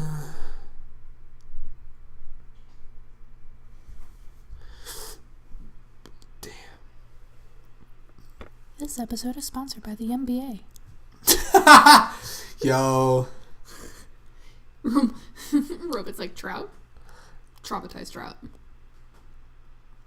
I don't... Oh, wait, go back. There was something about Puerto Rico in one of the paragraphs. Okay. Participated with Puerto Rico in his second WBC. When the event concluded, he returned to the Cardinals. Okay, so it was before the 2009 season. It was before the 2009 season that he won. So he's been... I was going to say, because he's only been a Cardinal for... I would say, yeah, like Wikipedia would have noted, like, when he left and when it came back. Yeah, I think he may have stepped away from the Cardinal team, but I would say, like, if he went to Puerto Rico... Because he's originally from Puerto Rico, right. if I recall. I'm going to tell you this, though, when I was not spilling my drink. I may think of the Cards as a little bit of a rivalry team in a sense. A little? It's just a tiny bit. I am in this apartment now with you. They are a rival team now. But the thing is, though, is that I can respect the fact that Yachty is one fucking hell of a catcher. Mm. You know, it's like I've seen the way that you don't fuck with Yachty. No. Yeah, it's like. That must have been what I was thinking. The Yachty is a Cardinal through and through. He is, yeah. He's gonna retire with the Cardinals, just like Mike Trout's. That's his goal. Yeah, he's gonna retire with the Cardinals, just like Mike Trout's gonna retire with the Angels. Which is weird that we're talking sports right now. I mean, you went from hockey. That's very true. Naturally into baseball. Diamondbacks or Cardinals, Greg? I don't want Mira to break up with me, so I'm going Cardinals. No. Be honest. What do you think? No, okay, legit though. Fuck the Diamondbacks. Go Cardinals. Legit though, yeah. Romano, yeah. Nobody steals from Yachty. I totally get you. But anyway, so yeah, that's our sports talk, dude. So, welcome to our TED Talk. All right, so ladies and gentlemen, Diamondbacks or Dodgers? Dodgers, Diamondbacks. Then yeah. No, I totally get you. Diamondbacks over Dodgers all the time. All right, so we're gonna talk more controversy for a moment. Again, back to controversy. Back to controversy, but it's related to our weeb lifestyle. It's like we can't stay away. Ladies and gentlemen, Funimation and Crunchyroll have parted ways, and there's a lot of shit that is going down right now. So, it was announced this week that Funimation and Crunchyroll will no longer be partners. And with that, it was initially announced that Funimation will be losing some dubbed anime. And on top of that, Funimation will no longer be on Verve. which honestly was one of the main reasons why I was going to get rid of my Verve account. No, we get rid of my Funimation account to get Verve. But after, number one, Critical Role left Geek and Sundry, and Funimation's now getting left, it's like, man, Verve is fucking useless at this fucking point. You know, it's like, I was gonna say, because you already have a Rooster Teeth first account, so there's no point in getting it for that. I've had an account with Rooster Teeth since they were sponsors in 2010, when it was like $10 for 6 months. So it's like Verve having like Funimation, Crunchyroll, Rooster Teeth, Geek and Sundry. That's already two things that are basically like wouldn't benefit us. Right. Yeah. Because like you already have the Rooster Teeth first account. Yeah. Funimation is leaving. So that would be two reasons for us not to get a Verve anymore. And then Crunchyroll is on there still, but we don't watch Crunchyroll too often. Because I have a lot of issues with Crunchyroll. And then Geek and Sundry, the only thing we were really watching on there was Critical Role. Which is now separated. So there's literally... Which, you want to know how crazy it is? Marissa Ray quit Geek and Sundry to be the head of Critical Role. So it's like... Critical Role is on YouTube. Yeah. So there's no point in getting it for Geek and Sundry. And also they update because I listen via podcast, so I get the updates every week. I mean, it's like a week behind, but like I can download the update in the beginning of the day, listen to the episode, and then come home and be like, hey babe, is it Thursday yet? Let's go watch the fucking episode. But it's like, we're already losing Geek and Sundry because Critical Role. Yeah. We're losing Funimation from Verve. We don't really watch Crunchyroll all too much, but even if we did, I mean, there's free accounts for Crunchyroll. I also and the Funimation we already have. We have Funimation. I also, for Verve, I don't give a fuck about Cartoon Hangover. I don't either. I don't care about Nerdist. I don't either. And like all the other companies associated with okay, and I already have Rooster Teeth, like we already said. It's like I don't care about any of the other places. Like Crunchyroll. There's not enough to keep. There's not enough to go to Verve. I've had beef with Crunchyroll since before they were a legit site. But then specifically, I had beef with Crunchyroll this year with that new animated show that they got with the fucking Cal Arts animator. I don't remember that. Basically, she's just a fucking hypocritical piece of fucking cunt ass that nobody should give a fuck about, but Crunchyroll still gave a platform to. And I'm just like, man, if I didn't give a fuck about Crunchyroll before, Crunchyroll can go fuck itself after hiring this kind of low-life scum. Here's the thing, though. Like, after all that started coming out, good on the internet for, like, quickly digging that shit up. Honestly, the fact that the internet was like, yo, listen, cunt ass, yeah. Yo, good on the internet. Oh, like, I never say this, but yeah, good on the internet for, like, holding that person accountable. For, like, because that person deleted a fuckload of tweets from, like, prior to 2017, and they kept those tweets archived, and I'm like, good on them for holding this person accountable. Well, because that's the thing about the internet. Just because you delete it from your page, right, that history of it never goes away. Someone can track it down from anywhere. Someone fix the audio. Uh-oh. Oh, no. How? Keep talking. But yeah, like, it's kind of one of those rare instances where it's like the internet, when they find someone problematic or someone who they think is problematic, they will do anything in their power to dig up dirt. By the way, I hope that fixed it again. I just pulled the... Yeah, we're not able to tell. Yeah. I can tell by the wavelengths. There we go, yeah. Oh, okay, good. But yeah, like, good on the internet for doing their digging. Yeah, but it's like, But like, the only reason right now that I would ever want Crunchyroll is for you and May to watch the Bungo movie. So good. I'm going to talk about this for a moment. So, with Funimation and Crunchyroll parting ways, I'll get to the Crunchyroll part in a moment. Funimation is going to lose some subbed anime. So worth great. Yeah, right. Funimation is going to lose some subbed anime in some anime that they partnered with. So some of the titles I'm predicting, Bungo Stray Dogs, Funimation is going to lose that. They're going to lose 91 Days.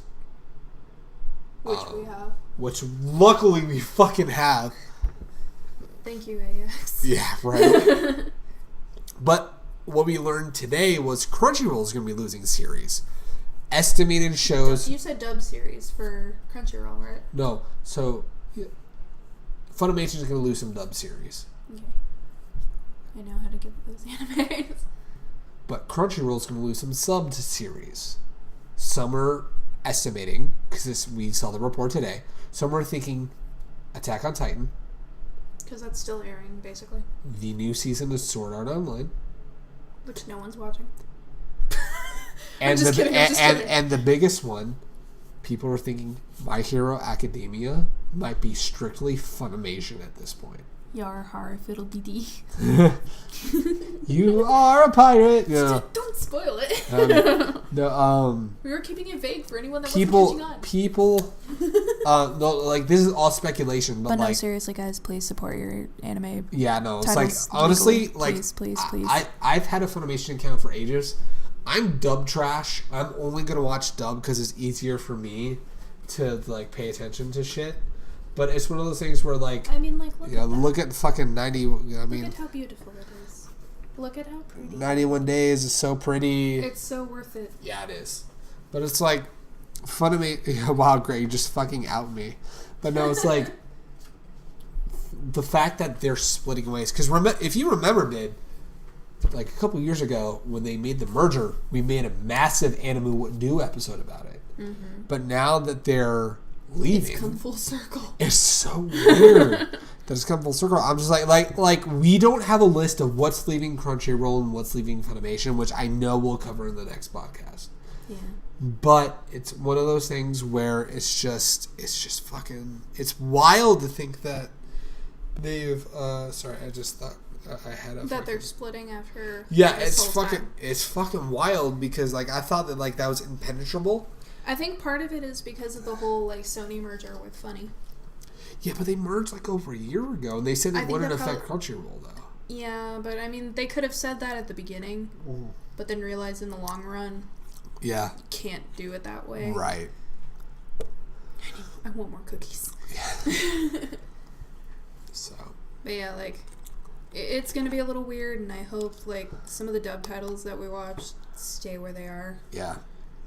They have announced though that any they have announced that any pre-released or any pre-orders that are coming out on Funimation will still be honored and you'll still be able to buy them.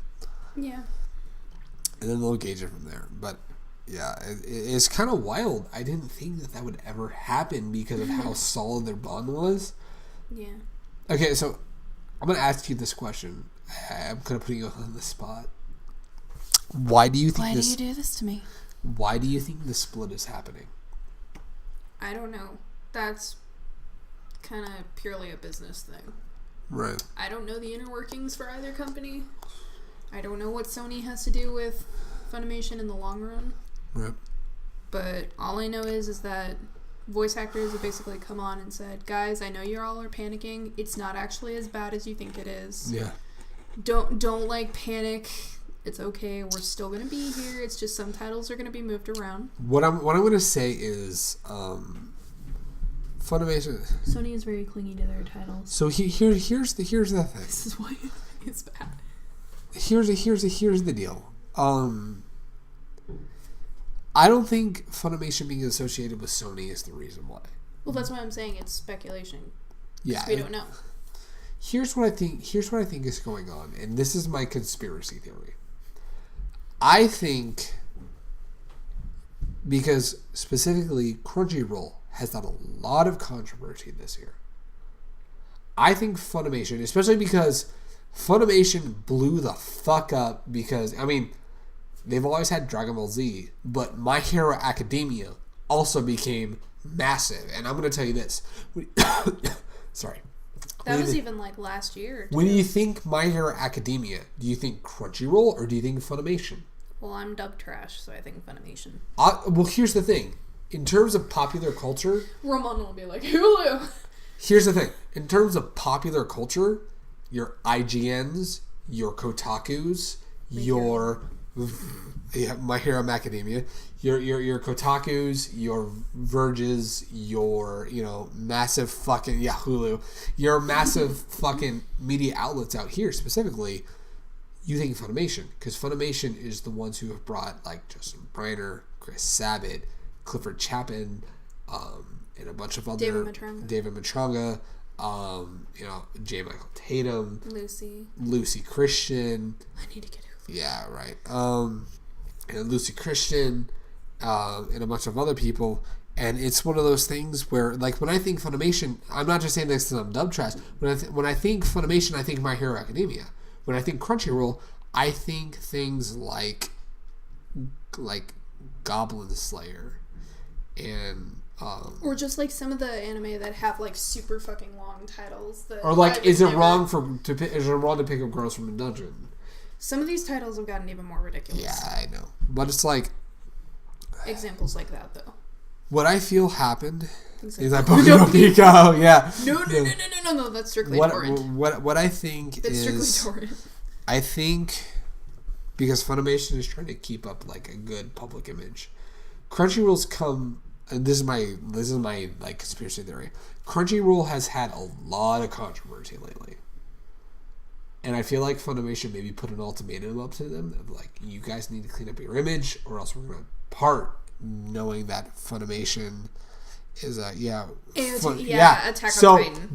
That was the other one is people have a Boku no Pico. Yeah, right. So it's like Funimation equals My Hero Academia and Attack on Titan. People are saying Attack on Titan might also leave Crunchyroll. It might only be on Funimation. That wouldn't bug me. Yeah, right. It's like it's one of those things where like I watched it but Crunchyroll. Okay, so you want to do you want me to be honest? I feel like Crunchyroll would take free. Would take it off or would take it like... They would take it from Funimation. They would take free from Funimation because people hate the dub. That makes me so sad because there were good voices in the cast. But you want to be honest? I know. I fucking hate the dub because of one specific voice actor that rhymes with... Name him. It rhymes with a certain... We're not bringing up this controversy again. Babe, you just got over this. We're not bringing this in. There's a certain voice actor that I fucking hate who's in the dub of not My Hero Academia, goddammit. No, there's a certain voice actor that I hate that's in the dub of Free. Without naming names, yes, Robin. Yes, Robin. That name that you mentioned right now, nobody can see it. We're past this controversy. We've already dealt with this. We're not doing it again. Anyway, so I feel so you think Crunchy would take Free? Crunchy would take Free. Crunchy will take like sports anime popular shit. That's gonna make me so mad. They would probably take All Out too. Yeah, they would take All Out. Piss me off. I mean, I loved All Out, but they would take it. We still need to but like Funimation would take Attack on Titan, My Hero Academia. They would take even things like Steins Gate. Yeah, they would because sports anime is for. Robot, what if we told you there's a rugby anime? Sports is already anime. God damn it. Technical difficulties. Can y'all hear me right now? There you go. That's anyway, so yeah, I think you think Crunchy will take the sports anime. Yeah, like the sports anime stuff. Yeah, that's what I think. Rugby is for Aussies, yeah. But yeah. So that's a controversy. As long as Bungo stays on Funimation, I am perfectly fine with this. Dear God, my ears. Here's the thing. Even if Crunchy took back Bungo, as long as they also kept the dub and finished dubbing Season 2, I'd be okay. Well, I mean, Season 2 is already out on DVD. Isn't it? That's right. Oh, yeah. So they've already dubbed it. No, if it's they have to dub the movie. That's what it is. There you go. So. And if they do Season 3. Right. Which I don't know if they do. I don't know if that's planned or not. Right. Did Season 3 get greenlit? No. I feel like I saw this somewhere. I never saw that Season 3 was ever happening. I'm going to have to double check. Mr. Bungie. I'm going to have to double check later, but... Or Mr. Bungle. I almost want to say that it got approved for another season. I didn't know. Anyway. I hope. Anyway, so now that we've gotten all of the controversy out of the fucking way. So what are we most excited for? So let's talk about some things we are excited for. First of all, I'm not caught up, but There's one thing in particular we're all waiting for. I mean, people are hyped, and I'm gonna catch up this week. Ruby's May and I'll Volume make 6. sure. Ruby Volume 6 is coming out. Mm-hmm. Like Boku no Pico. Watch something good, Mira. Like Boku no Pico. So, fucking Ruby is coming back for Volume 6 on Saturday. Totally isn't the only anime. Yeah, that. Robert, you know case closed. Don't lie. There you go. But anyway, so I'm going to catch up on Ruby, finally. Because May and I got to be the twins. And it's still gotta be Ruby. What are you most excited for Ruby Volume 6? Ruby. Just Ruby. No. Explain more? It's just Ruby being Ruby. That's all I can say. No, like, legit, I can't tell you because spoilers. And you don't want to be spoiled. Spoiler alert. Anyone who No, hasn't get out watched of the Ruby. No. Is it because that Ozpin is dead? That was 2 fucking volumes ago, dude. That's not more for my spoiler, that's more for May's spoiler. Because Yo, that's where May rolled up and was just like, yo, shout out to... Destination O, Ruby. Shout out to the person who just followed. A Raven Black 7. Shout out to them. Thank you guys so much for watching and following. I'm sorry you're watching this episode. Yeah, first of all, we're sorry. I'm sorry you're watching this fucking episode. Anyway. It's been a while since we've done that. But no, like, seriously, without... I can't really explain too much just because it's spoilers for Volume Raven 5. Black Sebi, that's what it is. Gotcha, okay. There All you I go. see is SEBBT, so I'm just like... I think it's an I. So. Won't let me fix it. Oh, Oh, okay. right. Oh, wait! This is what Robin Jesus said. Christ, spike the microphone. I remember another. Yes! Here we go. What is it? Anyway. But no, I really can't say why I'm excited because it's a spoiler. Ooh. But just know that, like, Soul Leader. There we go. Hey. But, just everybody was so good in this last volume. There's a lot of good talent behind it. Like, Jean in particular. You're gonna be Okay, so speaking proud of Jean, your boy. I walked by Miles Luna this year and Should've Miles. said Bible Black shit. Yeah, right. I walked by Miles Circus and committed Gray timing. when they were walking past me at Anime Expo this year, and I was like, "Fuck!" I wanted to stop them, Feels bad, man. but fucking Miles was going to a signing. I'm like, I'm not gonna be that asshole. Yeah, because didn't they have a Ruby signing?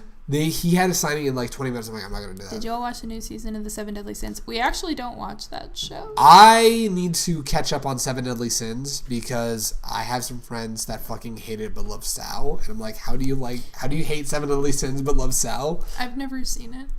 It's fun. Here's the thing. All I remember about here's it my is opinion apparently on there's- all I remember is that there's apparently a pig character. Yeah. Here's my opinion on Seven Deadly Sins. It's not the best written show, but I love it way more than something like Sword Art Online.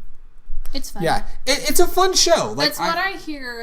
I haven't watched it. It's legit a fun anime to watch. I like the way that it was made, and I like that it's like it doesn't take itself too seriously, but yeah. I cried when the pig dies. The pig dies? I cried what? Whoa, shit, yeah. That's my whole reason for watching it. Oh, shit. The pig was so cute. I was just like, aw, look at him. Goddamn. But no, around the time that people were telling me that I should watch Seven Deadly Sins, I was already binging Devilman Crybaby. Ooh. I was trying to start Castlevania, and then a whole bunch of other anime. I think I was still keeping up on My Hero Academia at the same time. Right. I was just like, that's way too much all at once. Rip fucking spoilers. And it was a mistake. She doesn't die, but like shrunken. What the fuck is Seven Deadly Sins? It's an anime, Robot. Have you never heard of the Seven Deadly Sins, Robert? Lust, greed. Okay. Gluttony. I got a fucking question. I know, like around that time, it was such a mistake for me to binge Deadman Wonderland. Deadman Wonderland was so good though. It was so good. But no, it was a mistake of binging Devilman Crybaby all in one night, just because that was such a roller coaster. You told me there was a lot of titties and. Yeah, there is. All right, so But no, what is your Seven Deadly Sin? Like, if there's one of the Seven Deadly Sins you are, what is it? either sloth or gluttony. Because I like to eat, but I also like to sleep, and I'm really lazy. Whoa, titties. Lust. Lust. Babe. Lust is pretty great, though. I'm gluttony. Man. Okay, so babe, I what love do you... how we go from Ruby to Seven Sins. Babe, Mm-hmm. what do you think my sin is? Romano says I'm lust. I peg you more as either wrath or pride, just because... Wait, pride? Okay, go ahead. There are some things that you say, like, especially, like, with your work and everything, you may not be happy with it, but you are pretty damn proud of what you've done, and you hold yourself up in a high regard when it comes to the stuff you do at your work. Right. Even if you are pissed at your job. Okay. But, like, the editing stuff you do for the channel, that sort of shit. Just, like, there's a whole bunch of, like, things that you do that when you do it well, you don't hold back in talking about it. You're like, yeah, I'm good at this. You're prideful about it. But it's not in a bad way, because they're really what you're good at. Right. It's really something that you do well. You are allowed to be prideful in the Robert says Greg is wrath, I can prove it.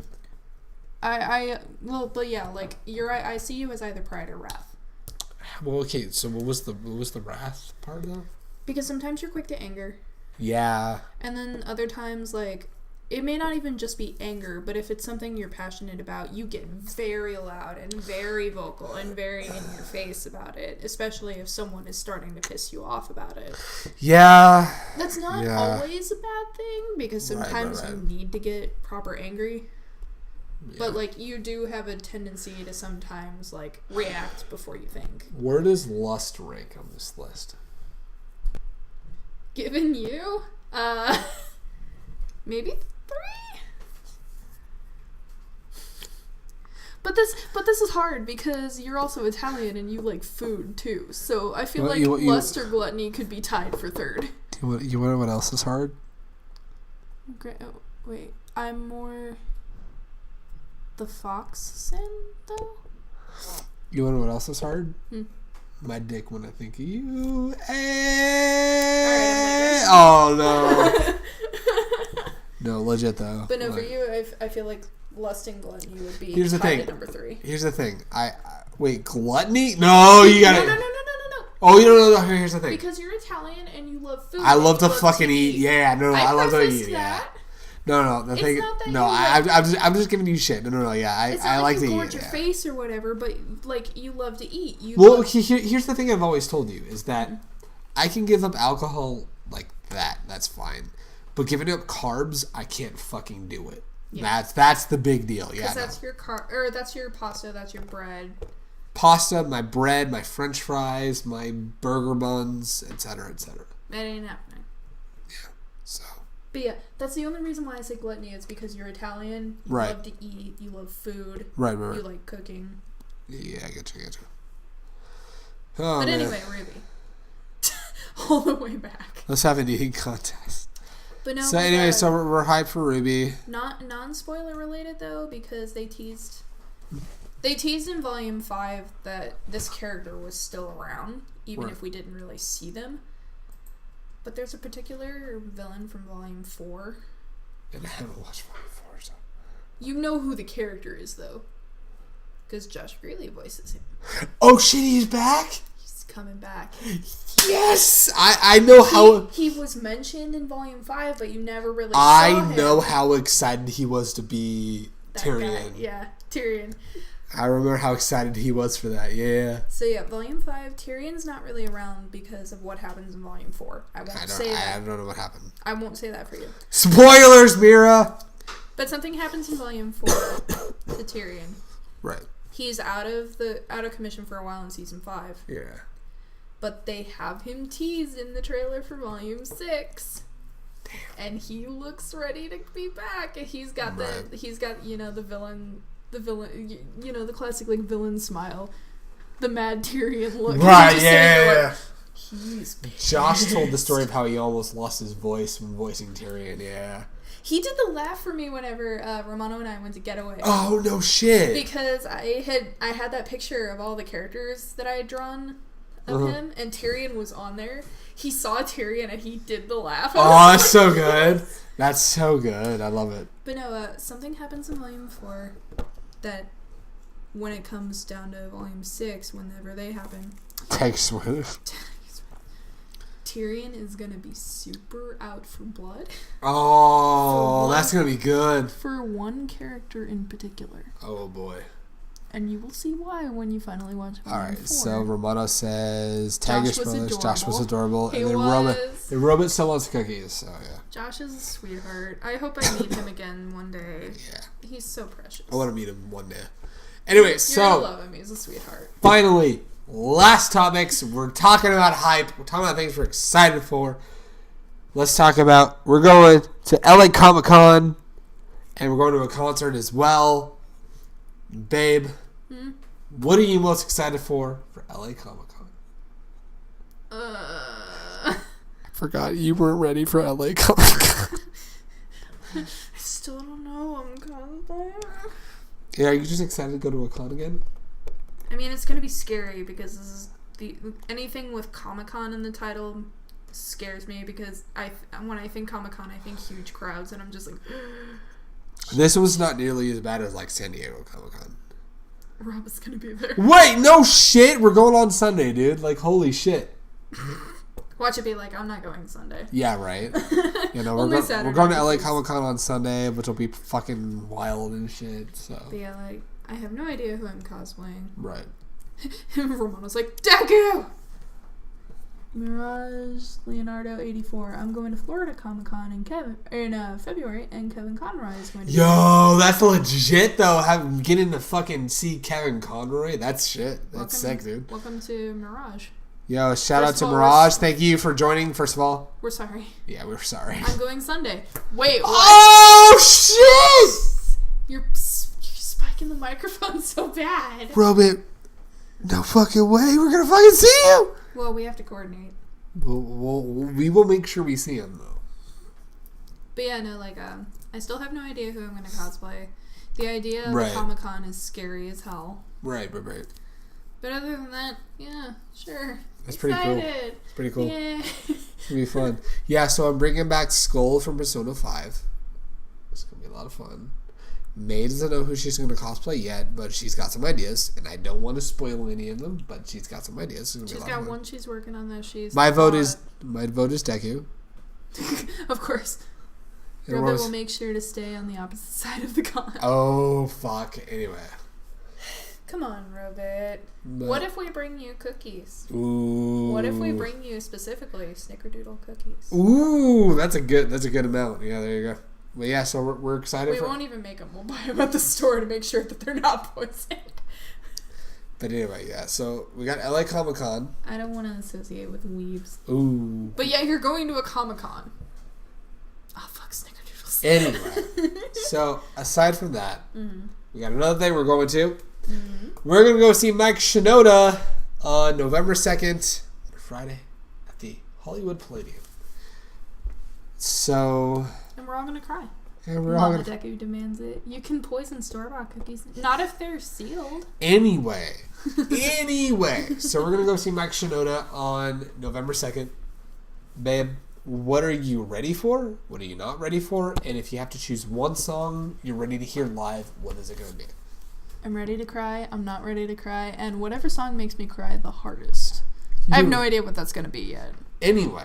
Okay, well, fine. I'll make this... No. I'm saying I don't know what song is going to make me cry the most yet. Well, what I'm going to say is... You could just stab me. Fair point. What I'm going to say is... Do you want that, Robert?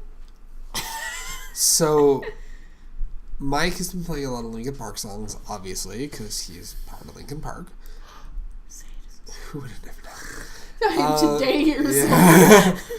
No, so there's a lot of Linkin Park songs he could be playing that he might be playing, etc., etc. Please kill me is what Robert said. Says every millennial. So, I'm certain there's one song that's going to get you harder than any others. I don't know, because even then, like, I don't remember what song it was, but there was one song in particular that we were listening to one night, and just for some reason it caught me off guard and I started crying. Was it Sharp Edges? I think so. Yeah. That was the song that Mike cried at a couple days ago. Something like that. Yeah. I don't know. There was something about the lyrics that it never caught me off guard until when we listened to it, and all of a sudden I just started bawling. If there's a song... But, like, I don't know what song is going to make me cry the hardest. Well, okay, what song are you most excited to hear live, though? God. I don't know. He keeps changing them up, so I don't know what he's playing. Can I admit, I'm happy that Iridescent is a regular part of the set list. Yeah. Yeah. Rob isn't a millennial. Rob is Gen Z. Please make it stop. Alright. I'm happy that Wisdom, Justice, and Love and Iridescent are a regular part of the set list. I hope. It probably won't happen. But I hope, like, if he puts this in just for, like, maybe one show or two, I hope it happens with ours. But if he had to put One More Life in there, I really hope it would be for that show. Well, what's one? For ours. Well, I mean, what song, though? I said One More Light. Oh, One More Light. Oh, shit. Which is what I'm saying. Like, I don't think it would happen. Right. But given the fact he's coming back to Hollywood, yeah, you have no idea what he could put in there. If there's a song, I'll let you read. I also hope he does a performance version of Waiting for an Answer. Looking for an answer? Or Looking for an Answer. I'm looking at other things while I'm speaking. Right, I got you. All right, I'll let you read Marauders. That's a lot of people I've never Slubs heard I of. have met. Voice of Mr. Crocker and Rocco? Yeah, Rocco from Rocco's Marvel.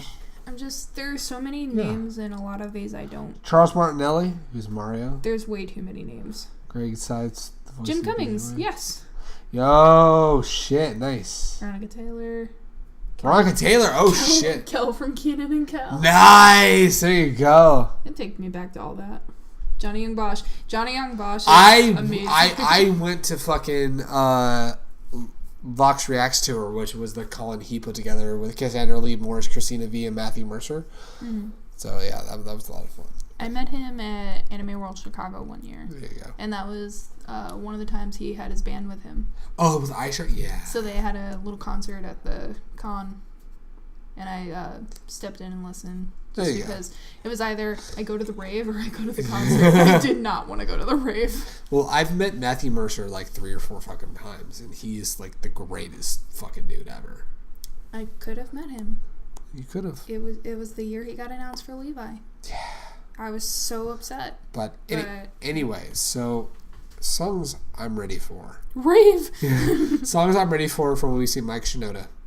His About You Over Again paper cut mashup. Can we go rave? Yeah. I'm excited to hear his version of Make It Up As I Go. I want to meet Mercer so bad. Mercer's so I'll bring me ecstasy. Matthew Mercer's so good. I am ready to hear him do. I mean, he's okay. If I'm gonna do a dream version of anything, God, if Mike Shinoda's gonna play anything, I'm gonna say, because he's been playing it off and on, I would love to hear what's going out. I would also love for Mike, like I say, I'm excited that he's doing Wisdom, Justice, and Love in Iridescent. If there's a song that's going to make me cry the most, it's probably going to be Rose Untraveled. See, for me, it's either going to be that or if he puts In the End in there, I'm going to... Well, In the End is a staple of the set list, though. Have you guys watched the whole Avatar series? I Mozzarella Stick. I love that name. That's a great name, yeah. Okay, yeah. So you have seen Avatar. I have. I have not. Yes. I tried like an episode or two. And I could Avatar. not get into it. I loved Avatar The Last Airbender, yeah. Cure for the Itch 12 times. No, No, yeah, I'm... Okay, so, yeah, so In the End is going to be a staple of his set list. Avatar is great. Yeah. But yeah, In the End is a staple of his set list. Yeah, that's going to make me cry. Yeah. Greg, you got to break up with Mira. It's okay, unpopular opinion, he didn't like Korra. Oh, I hated the fucking Lizard Korra. But, so, anyway, I think we've been going long enough. I think we need to end it. Oh my god, yeah. So,